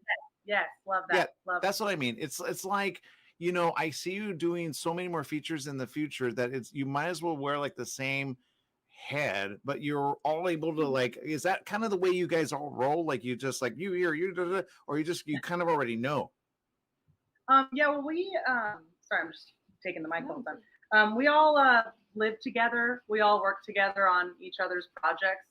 There's a constant intermingling. Like there's not a day that goes by that we're not influencing each other's life in some type of way, going to each other for advice or just like going to each other with ideas of what to do next. And what we're working on currently, our hands are in each other's projects constantly. Yeah. I could see that, right? Colleen, I mean, do you get that vibe? Yeah, you guys are such like I just love the whole concept. Like I'm actually super excited because I've never seen something like this. Like even in like books, it's more like fiction. So this is just such a cool dynamic, and all of your personalities. I can just like it's just gonna be great. So I hope everyone goes to lafemme.eventive.org/welcome and make sure to get your ticket for the Tale of the Daughter or one of the packages, because this will be educational. It's going to be funny. It's going to be dark. It's going to be emotional. It's going to be like, oh my gosh, like it's a roller coaster while you're in this film. Awesome. Yeah. Thank you so much for having us. Guys. Yeah. Thank you. Absolutely. More after we get back, right after these messages.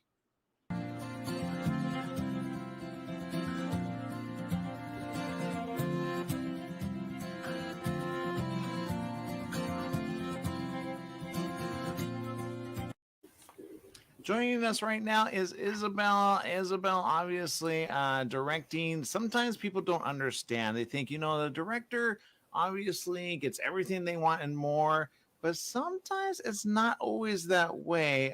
Your particular feature here, I'm going to let you say, because I don't want to mess it, To Know You With My Mouth, but it's Conocerte? Yeah, Conocerte. I love this, and I'm so excited. First of all, I love your shirt. This is everything. I feel like it's perfect for this. So This is the comfort of my own home, and this is the outfit that I wear in the comfort. No, I love it. So I first want to say though, what really inspired you to write this? I mean, it's such a captivating title. So what would you say? Like, what was the inspiration behind it?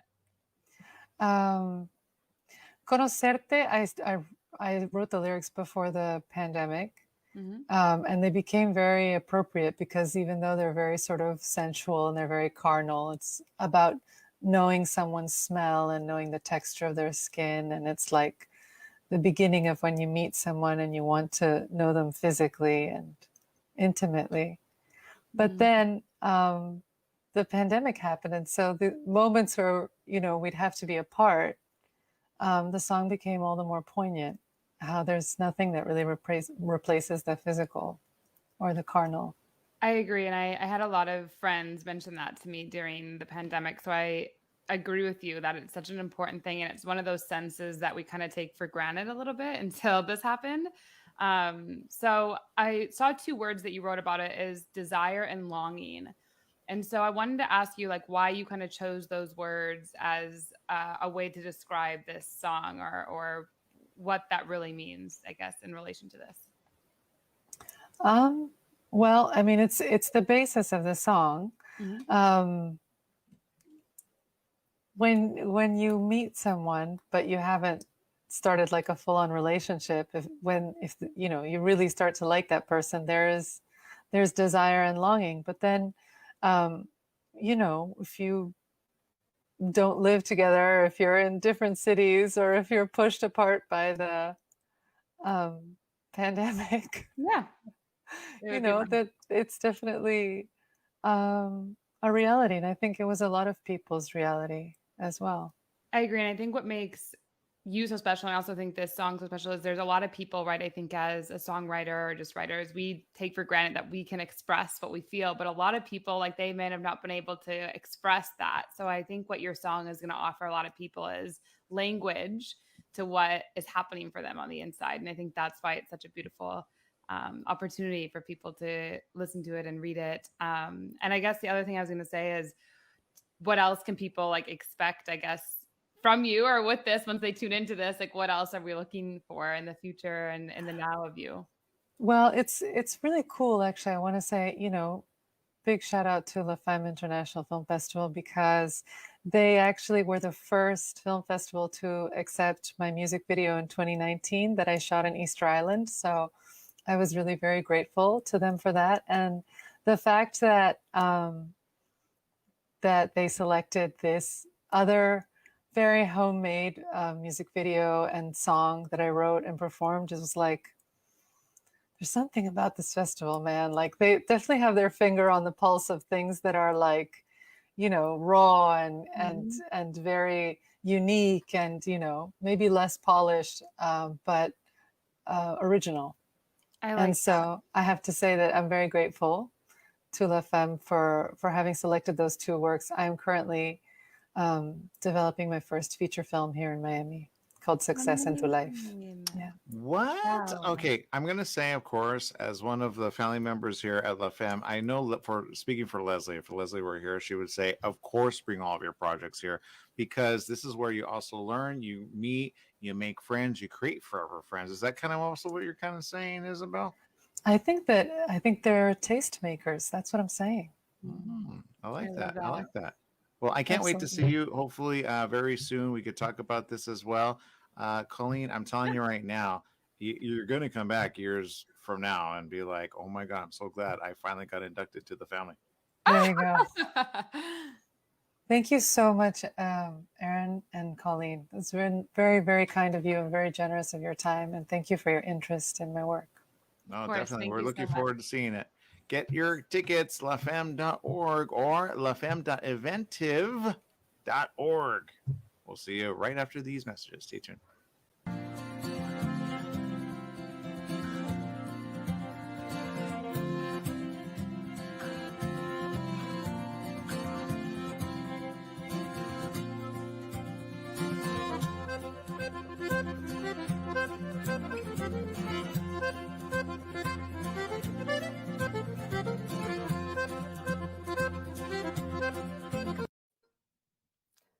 Hi. How are you? Oh, just fine. Amazing. Well, I'm super excited because you have the Stronger When She's Broken script, and it's won numerous film festival awards, and it's been recently published in the book Screenwriting for Storytellers. So, yes. Oh my gosh. And it's Violet. Look at this, holding it up. I love this. So, what I wanted to ask you, because I think it's a really important one, is what do you hope people take away from the Stronger When She's Broken script? Because I think when a lot of people hear, like broken, it's kind of like, oh gosh, like I broke that vase, I broke that glass, I broke my heart. Like, what is it that you hope people can take away from this title or this perspective in the script? Well, it's about hopefully this is working. Can you hear me? Mhm. Okay. Yeah. Okay. Well, I hope that they take away from this that they need to keep going in spite of any adversity, trials, tribulations that they're going through, that they just keep going. I have a stroke survivor. I have brain damage, heart damage, and I'm a lupus warrior. So I have a lot that I contend with. And so the story, Stronger When She's Broken, is about me explaining my journey, going through all of these trials, and how at each leg of the way, I didn't give up. I just keep going. It's hard, and the journey gets harder and harder. And the story is part thriller, part love story, and part adventure. But there are a lot of roadblocks and things that I need to overcome along the way. I love that. And I can totally relate because I had cancer at age 14 and I had a diagnosis long-term and I overcame that. So I just love that you bring that up, and just for the part of the health, which is so important. And so in the script, I'd love to know, like, do you have these parts of how people get a health diagnosis and in ways feel broken, as you just shared many, and like the practical steps of that? Is it like through the love story? Like, do we get any like little sneak peeks of exactly how that inspiration came after kind of feeling broken? Well, yes, the diagnosis came, the lupus diagnosis actually came on the same day that I won an award for my book, Wicked Prayers. And so the doctor told me, I'm sorry, you're going to die. You have lupus. There's nothing else we could do for you. You're looking at having a massive stroke or a major heart attack. And that was 4 years ago.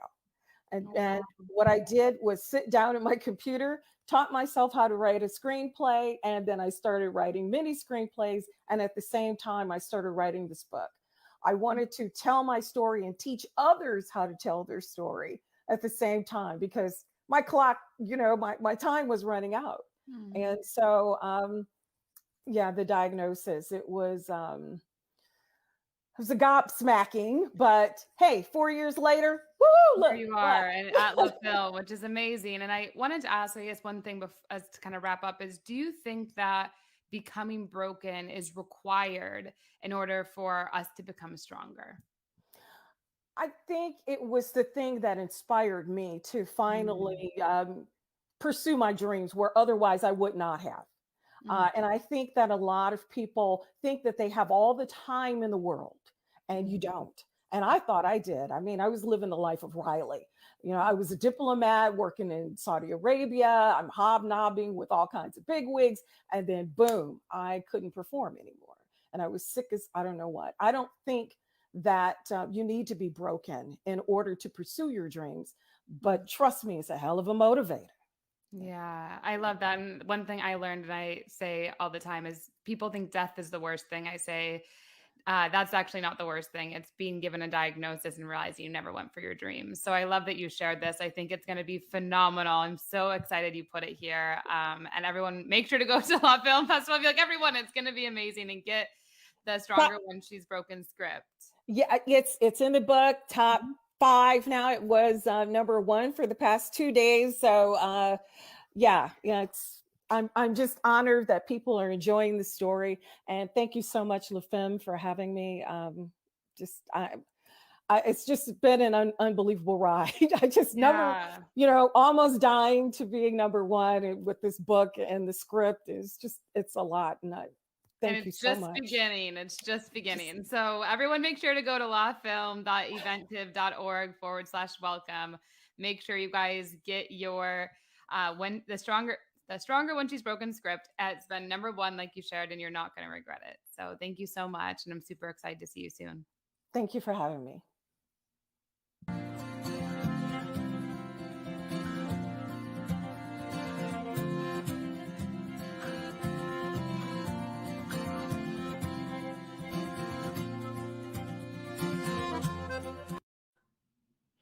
Hi, how are you? Hello, hi, Colleen. Hi, is from Taiwan. It's Yihui. Yihui. Okay, perfect. I want to make sure I said it right. I'm super excited, and you're in Taiwan right now. Yeah. Oh, amazing. Well, I'm super excited to talk to you about The Black Kite. And I love that you are touching on a topic of totalitarianism. So I wanted to know first, what inspired you to share about totalitarianism through a father and his daughter? Okay, so to be honest, this film is about the White Terror area, and even though I'm not a direct victim of the White Terror, but I do share a very deep connection with the victim's daughter, because my father is a patient of schizophrenia, and he wasn't actually a physical victim, I would say, but he has this illusion of himself under the surveillance of the KMT government since I was a little girl. And as I grew up, I realized that he was so sensitive that he could capture and absorb the fear that rooted in like everybody's mind, the fear of the dictatorship. And what do you think fear is so important in bringing light to in this movie? Okay, yeah. Well, the unspeakable fear was so deeply imprinted in our memory, in our citizens' memory. And as an observer, I found that personal pain and suffer affects not only oneself, but also the people around you. For most cases, political trauma victims can transfer their pain and suffer to their families. The victim's wife, the victim's children, but their misfortune was always neglected. in the narration of our history, it's always told by men. Yeah. Yep. So therefore, I decided that I would shot the black kite from the point of view of a 7-year-old girl.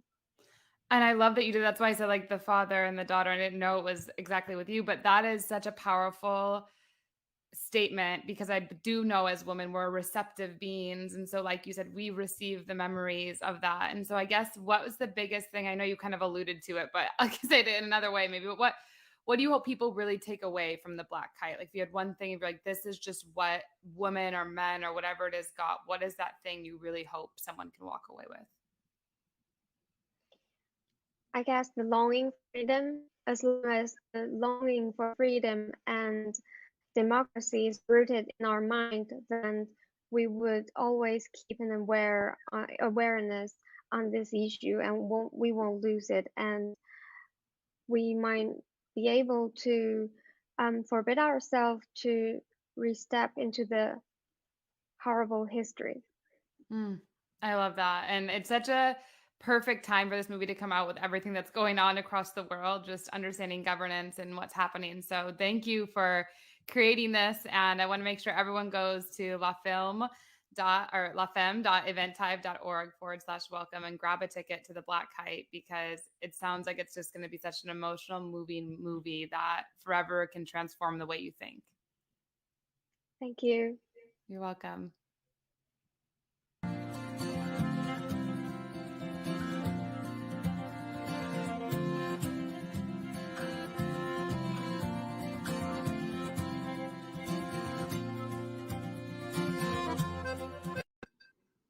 Hi.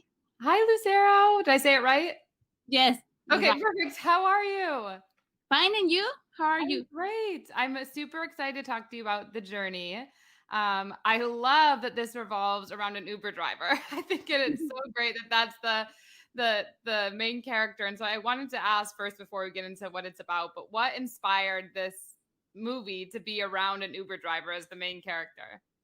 Well, we decided to make a low-budget independent film in the middle in the pandemic, and because the COVID, I decided to make a movie inside a car to have less security protocols with the crew, and we only was four persons for the crew to have a control of the pandemic inside the movie, and the actors be safe. Yes. So that's a great way to do it. You were like, how can we do this practically, and how can we still make this work? I love that. And I wanted just for you to share a little bit more, like, what is the movie about, and what do you hope people take away from this movie? Okay. Thomas is an Uber driver. He seeks to have another person in his life where he can feel passionate and happy. He wants to feel that he's alive, but his wife Karen doesn't support him, and the circumstances with his daughter Claudia force him to continue as driver. One day, unexpected passengers will completely change his daily life, and this driver is about to have the longest day of his life. And we decided to make this movie because the pandemic, we lose our jobs for that cancel many films. And as a team, we managed to generate talent with the film and bring hope, and that soon we'll be able to make films as before without limitations and with more budget. We love our industry cinematographic, and we wanted to bring a ray of life by making this film. I love that. And I think that you're just brilliant. I'm like, listening, you're so creative and so brilliant. You're like making all these things as it goes. And I think it was definitely so relevant during the pandemic. I mean, there were so many issues, right, with men and women and their relationships. And then even if you didn't have a job, you'd have to have an Uber. So it's so relatable because so many people probably went through like something like this. And I know that in the film there's a secret, or there's a passenger that shares a secret with the Uber driver, the main character, that changes his life. And so it kind of sounds like it's like a drama, but a romance, but a transformational, or how would you categorize it? This film has comedy, drama, action. It's a lot of genres, And our main character in that story is a reflection of how many families have the economic problems, especially these moments of the pandemic. More people have lost jobs, but our message is that with faith and love for our work, we can move forward. And if you have not found what is your passion, like our main character Thomas, you have to find it and work with passion. I love that, and I think it's such a powerful one, because like I said, you encompass so many of it. So I'm super excited. I want people to make sure they go and watch this, because it will be a drama, it'll be relatable, and they'll get some laughing through it as well. So everyone make sure to head to lafemme.eventtive.org/welcome and make sure to grab a ticket for the journey. So thank you so much. Thank you. I hope you can enjoy the film. Yes, me too. So I'll see you soon. See you. Bye.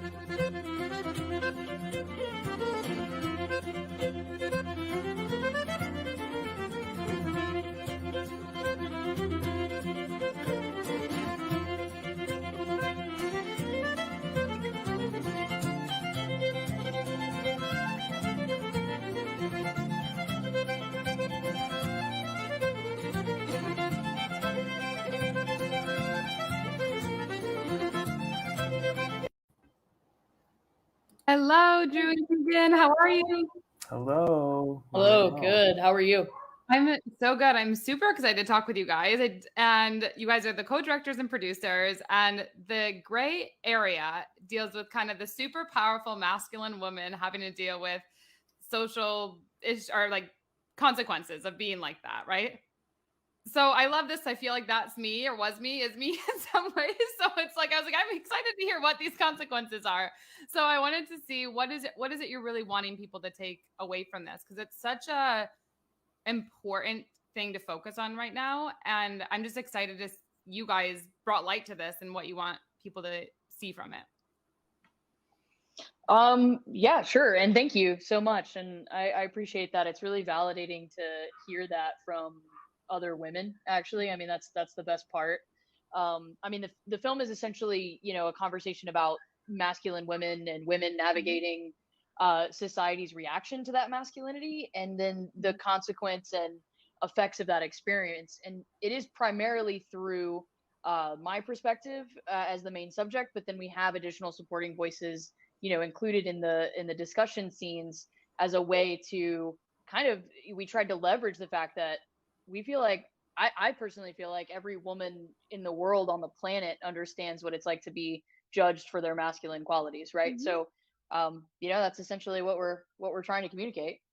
I love that. And I had this whole thing in my life where I was like, I need to be more feminine, unleash my feminine energy. Like I went through this whole thing, right? And I even like shaved half my head. It was a whole deal. But anyway, I wanted to say, what is it like?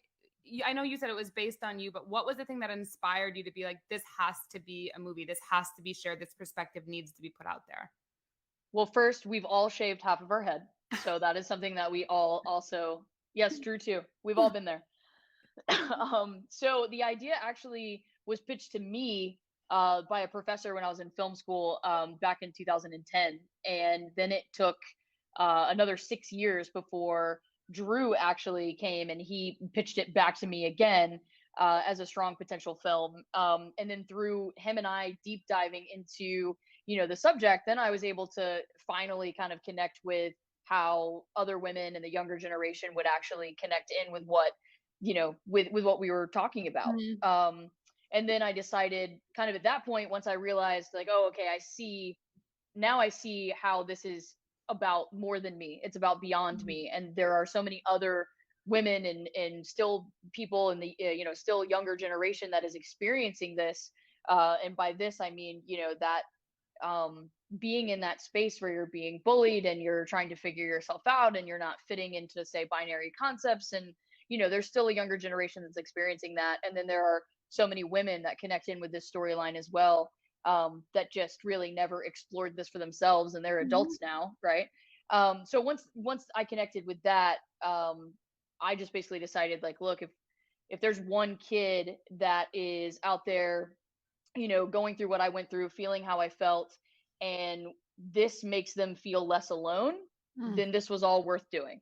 And Drew totally agreed, and I'm sure he has his own motivation as well. Yeah, and I love that you're saying this, because I think so many people don't take action on something because they're like, no one struggles with this but me. And I love that you kind of saw the evidence and that, like, this needed to happen. And so the last question I kind of had for you guys, and I don't know if you can say it, might be like giving away the movie, but I was going to say, what's the number one consequence that you saw or you revealed that the masculine woman receive from rejecting society's expectations? The number one consequence? Yep. There's a lot of them. Yeah, you can give a couple. I was just thinking, I didn't know there was like one alarming one. I think there is. I think there is number one alarming one. It makes you question your identity as a woman, like, period. Yeah. So that is the biggest consequence of being treated in that way. I don't want to give away, again, I don't want to too much of the film, but experiencing the consequences that come from your masculine traits as a woman, it causes you to question your identity as a woman. It's you are belittled as a woman to the point that you start to, or maybe potentially, I know for me, I can only speak for me personally, but I know that seemed like the mission. It seemed like people wanted to convince me for so long that if I wanted to be a woman, or if I was comfortable being a woman, that I couldn't have the traits about myself that, were masculine. But if I wanted to keep the masculine traits, then I wasn't making sense as a woman. So I needed to think about whether or not, I was something else. That's my personal experience, but there are other voices in the film that discuss how it made them feel as well. Well, I'm super excited. Drew, I didn't know if you wanted to say anything before we wrap up. Yeah, I just, this was a really interesting concept that coming into the story as like an outsider. Obviously, I'm not I don't identify as a masculine woman or someone who experiences this type of lack of acceptance in my daily life. When Keegan asked me if I wanted to be a part of it, I totally agreed. Keegan is a friend, and I wanted to be able to help her tell her story.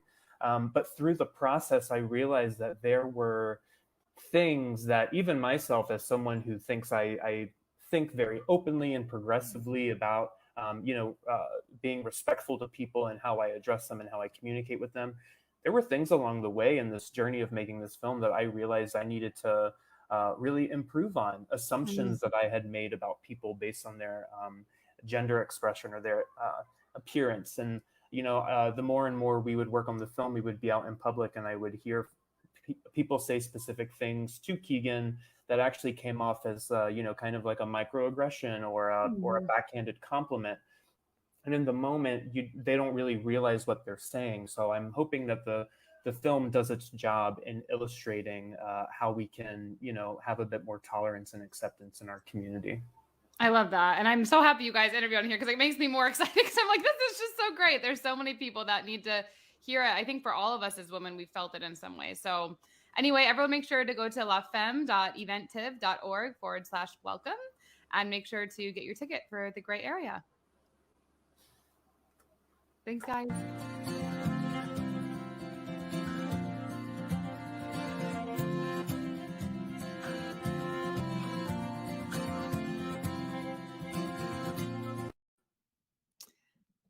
Hello, how are you guys? Hi, Colleen.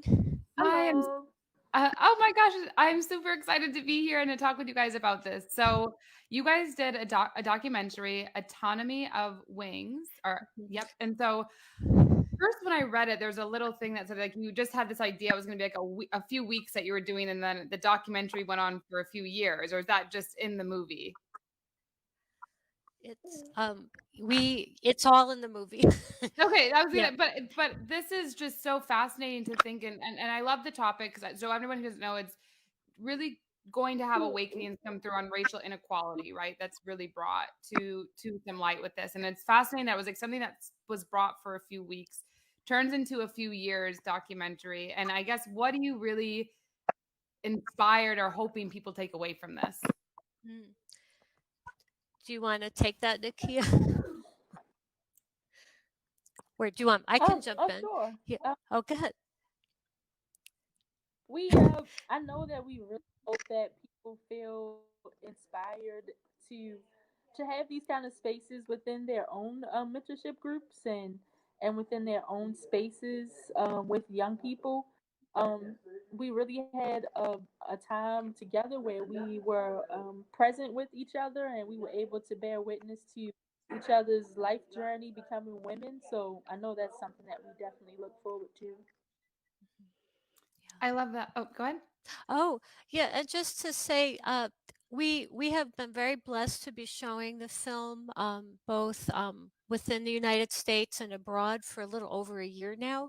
And a lot of folks are asking us how we did what we did, which was we came together across very diverse and different neighborhoods in Baltimore City that, even to this day will still experience a lot of separation and even in some ways segregation.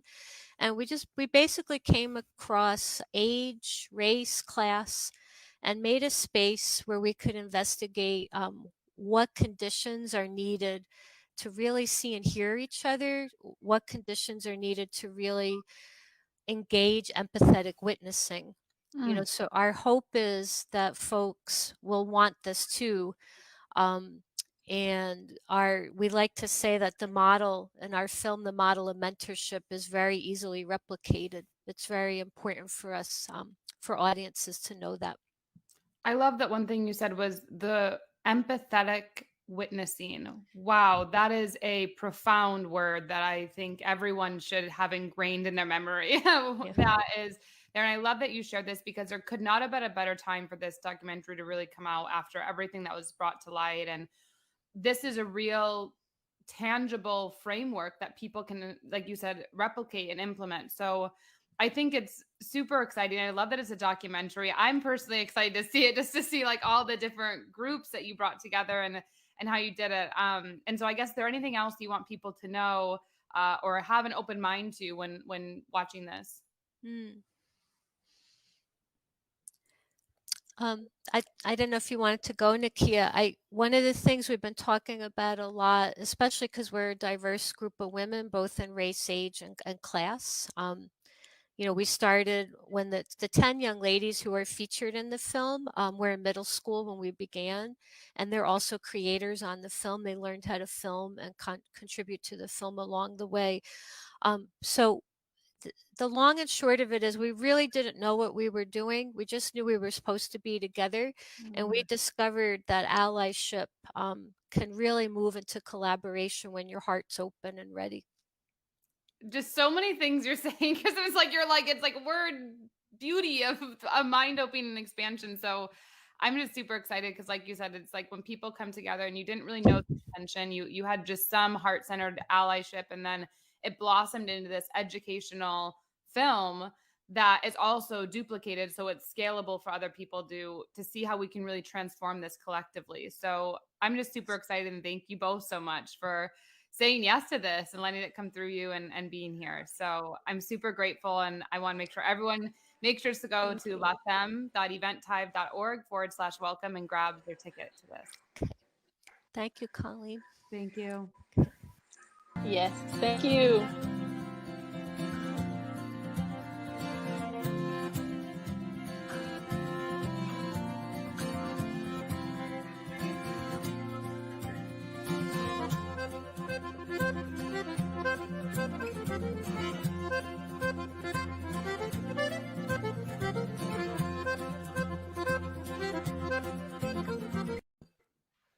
Hello, Abigail. How are you? Hi, terrific that we got on this. Thank you. Yay! I'm super excited you're here, and I'm so excited. So you have the Best Feature doc at Philip K. Dick Fest, female crew. It's called The Origin of the Species. Exactly right.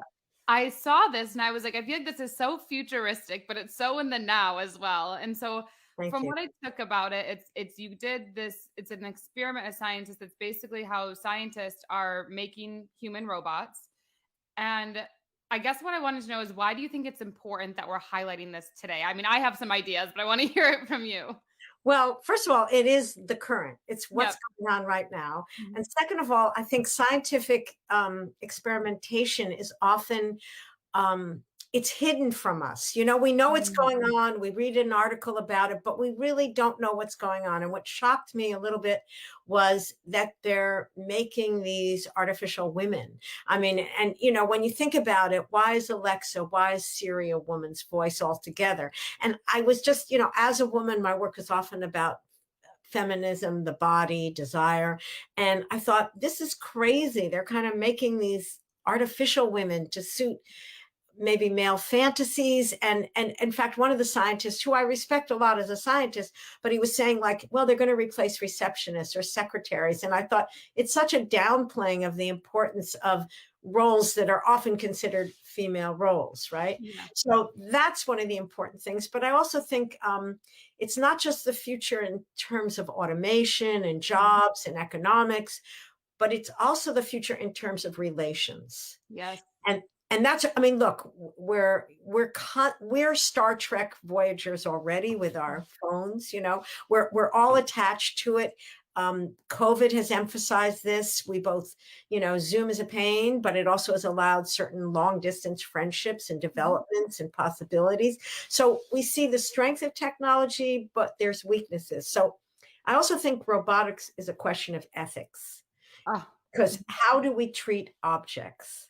Yep. And if they, you know, we can, you know, as children, we have dolls, we have stuffed toys, we talk to them, we relate to them, we relate to our Roombas, we name them, but they're still, when they break, they become things you throw away.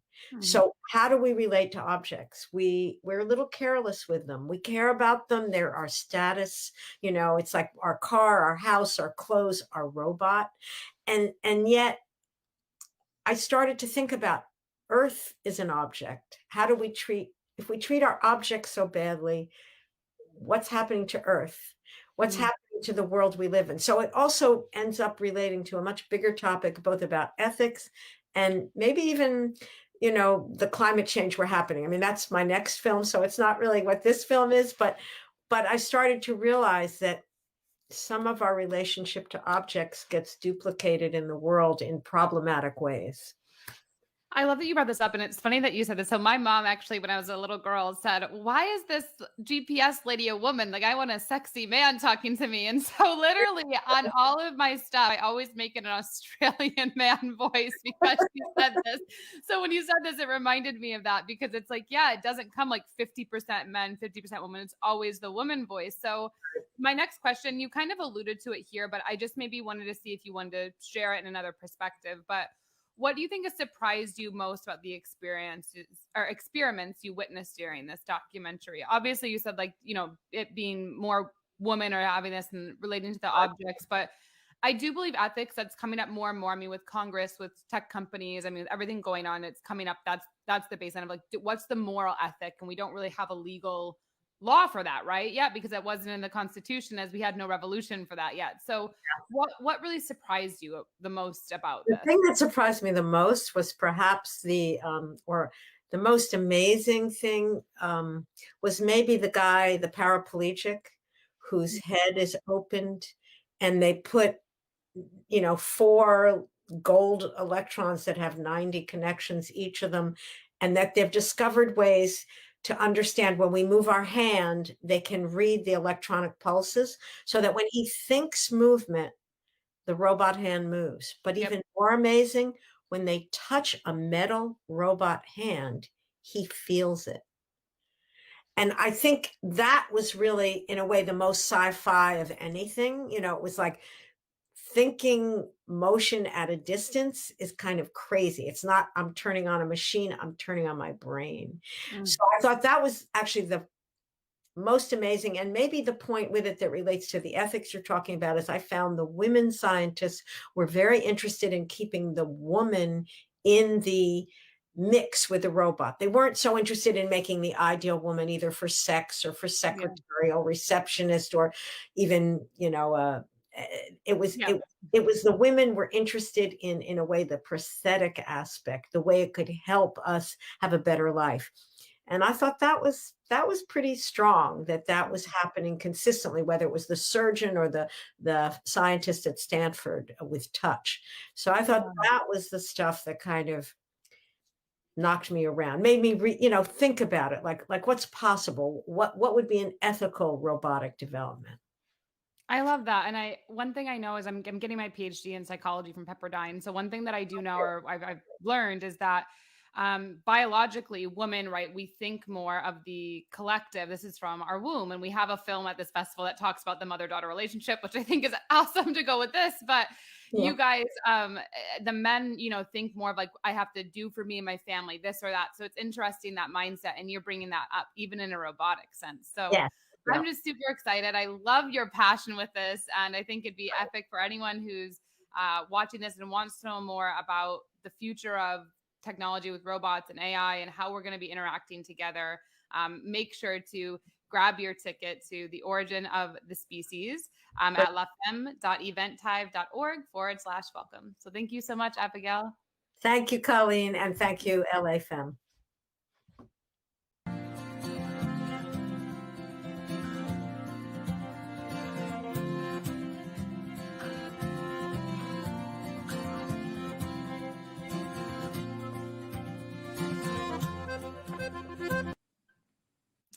Hello, how are you guys?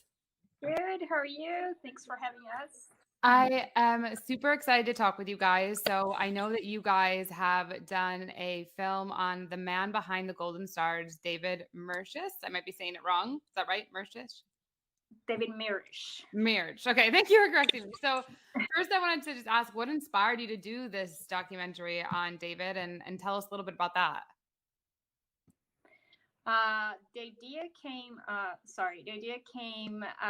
Anselmo knows David personally, and he was talking about a little bit of his life. And I was like, well, we definitely should, make a documentary about his life. Because what's interesting about David's life is that he came from this family that created so many amazing movies, produced so many amazing movies, like Someone Like Hot, and Pink Panther, but he actually carved his own way, and he became a PR for during the golden ages of Hollywood. But not only that, what's the most important thing for us is that he started inviting those celebrities that he represented to shine light into important subjects that like cancer, pancreatic cancer, and raise money to important causes. And he raised millions and millions of dollars just doing those events. And it shows how one person can make a huge difference in the world, because we are always saying like, oh, it's just me, I cannot do anything about it. But it's not. If you actually, it's like a domino effect. You do something, good, and you actually end up causing, so much more greatness in this world. Yeah, and I love that you brought that up, because I think we do get in that belief of I'm just one person, but some of the other films we've been talking about, which was ethics or just different things, it's like you as one person do have a moral responsibility to be in ethics with yourself or be in ethics with the world. And so even with this, and one person to change the world, you can do that if you allow your mindset to go there. And so the other question I have for you guys is, what do you think people will be most surprised about with David's life through this documentary, and what do you hope to take away from it? I'll let Anselmo talk a little bit. Yeah, hi, Colleen. The project started, like Marcella said, with a conversation that we had in this relationship that I developed with David, and David being still active today, he's still doing his events in Montana, sometimes here in LA. We believe that we bring that story, his life story, can have this huge impact in creating people, bringing people more interested in actually helping people, you know. And this is something really, really important for us to make sure that people know about this, you know.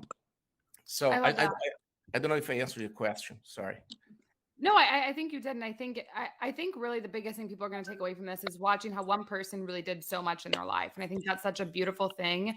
And I hope that I get invited to any of his parties. I'm just kidding, any of his events. So Yeah. But I think it's just great to have two people who always can highlight someone who's done a lot, and for us to see like, wow, it's not this so far out there thing. It's something that we all have the power to do if we choose it. So I'm super grateful you guys took the time to highlight David. And I definitely think those of us who have big dreams are going to want to make sure they get a ticket to this, to watch it and learn. So anything else you want to share?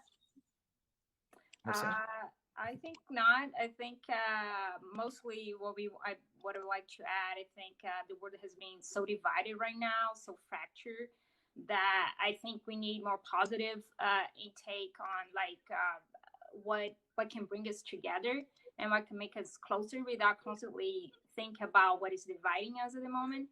So I think that's the main goal of the documentary, is that, you know, I know we have all our differences and we think in different ways, but we need right now to think collectively, to, you know, help each other, to be there for important causes like pancreatic cancer. There's only like 5% of survival. And if we don't talk about it, and if we don't do anything about it, no one does. And one person does make a huge difference. Like with David, he created this event for pancreatic cancer. And with that, with the money raised, they created the pancreatic cancer, the PAMCAM, which became an organization to help other patients and to have an early detection facility. So that made all the difference. So it's just like one person. And so, yeah, don't be discouraged to do something different in in this world, and don't focus on the negative, try to bring some positivity. And so, yeah, that's pretty much it. And we're mostly all of us were a female group. We have everyone except Anselmo. He's the only guy, and Julia, who was also one of the composers. And but so we were all very empowered by the message. Despite Dave being a guy, he actually helped us as a group, not putting us separately. So Just Colleen, just really quickly. David is 84 now, so he comes from a different generation from most of the people that are connected with YouTube right now and everything. So it's very interesting for the young people. When I say young, I mean like 20s, 30s, to watch the documentary, because you're going to give them a glimpse of how things were done maybe 30, 40, 50 years ago, and the work that he started that time, and still make an effect today. So thanks so much for your time. Yeah, thank you so much. And everyone make sure October 14th to 17th, that's when it's going to be. So make sure you can do it virtually or at in person. Head to lafemme.eventtype.org/welcome to grab your ticket. So thank you so much, guys. Thank you for the opportunity. Bye-bye.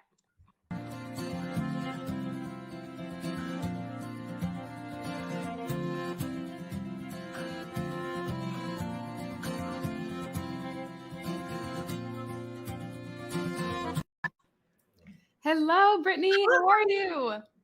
I'm good. How are you? I'm so great. I'm super excited to talk to you. So that makes me so excited. I'm just so grateful that I'm able to have my voice heard. Yes, and this is your first script, right? Yeah. So what inspired you to do that? Like, how did we even get here? And then yes, your voice is being heard. How did this happen? So I'm an actress, and I felt like a lot of the roles that I was going in for, getting cast for, didn't really showcase what I can do. Like, they were all these one-dimensional characters.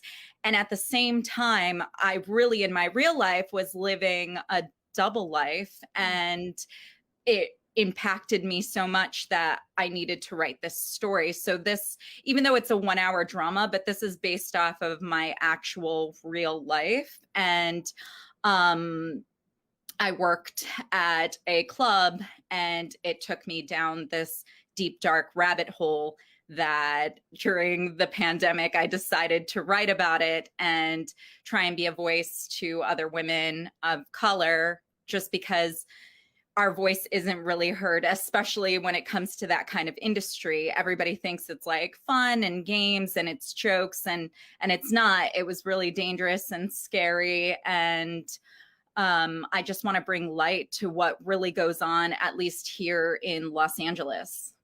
And I love that you're bringing this up, because one thing you said, like a dual life, I think there's, as women, we constantly live dual lives. Like, even if it's not, and we can scale that in many different ways, right? But there's a dual life in just cooking, to wanting to like be this sexy kind of person, to also being a business person. So like, there's all these avatars and things that we're kind of expected to be. And I know that may not be the right, but like the right frame for what your script is on, or this part, but it still is so relevant for every woman to be relatable to. So I guess I just wanted to say, like, what do you really hope people take away from Stripped? Well, I hope that they can learn really the struggles that women go through, women of color. I came out here with nothing and tried getting hired as a bartender, as a server, and I wasn't getting hired. All my options were exhausted, and I wanted so desperately to be an actress and to make it in this city that I took this job that I thought would be an opportunity, because I was making all of this money. But with taking that job, I mean, it opened the doors to, I mean, I got beat up on many occasions by customers. I was sexually assaulted and raped, and I even then had to start pimping out other women so that it didn't happen to me. And this goes on everywhere, all over the city. And people think, oh, like, no sex in the champagne room. And it's like, no, it's not like fun and games like people think. Like, these are real people with real lives. A lot of those girls were educated. They had master's degrees and just either couldn't get hired or weren't making enough money, so they would work there. And it's just, I really want to shed light on something that I think people, it's been controversial. And I mean, now with, you know, Hustlers, things are coming out in the open, but even that portrayed something very different than what it actually was working at a strip club. I'm so grateful you did this. And I'd say, what do you think you're most proud of yourself for this film? And what are you excited for other women to see, like what they could be proud of themselves for too? I'm just excited that I wrote it, and that another woman wrote it with me. She helped me because I've never written anything before. Her name's Nancy Camino.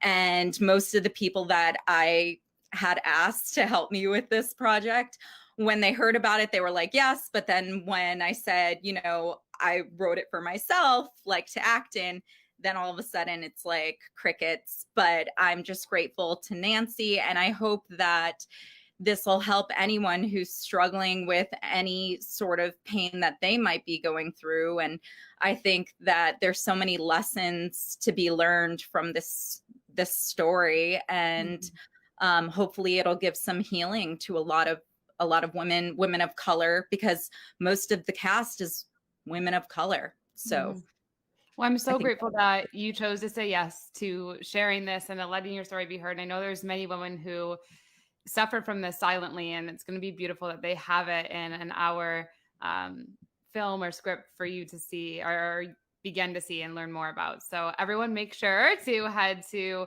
eventive.org/welcome and make sure to get your ticket for Stripped. Thank you so much. It's October 14th to 17th. And so make sure in person or virtual. But thank you so much. And I'm so grateful to hear your story and to see it. Thank you for talking to me. You're welcome. All right, bye, Brittany. Bye.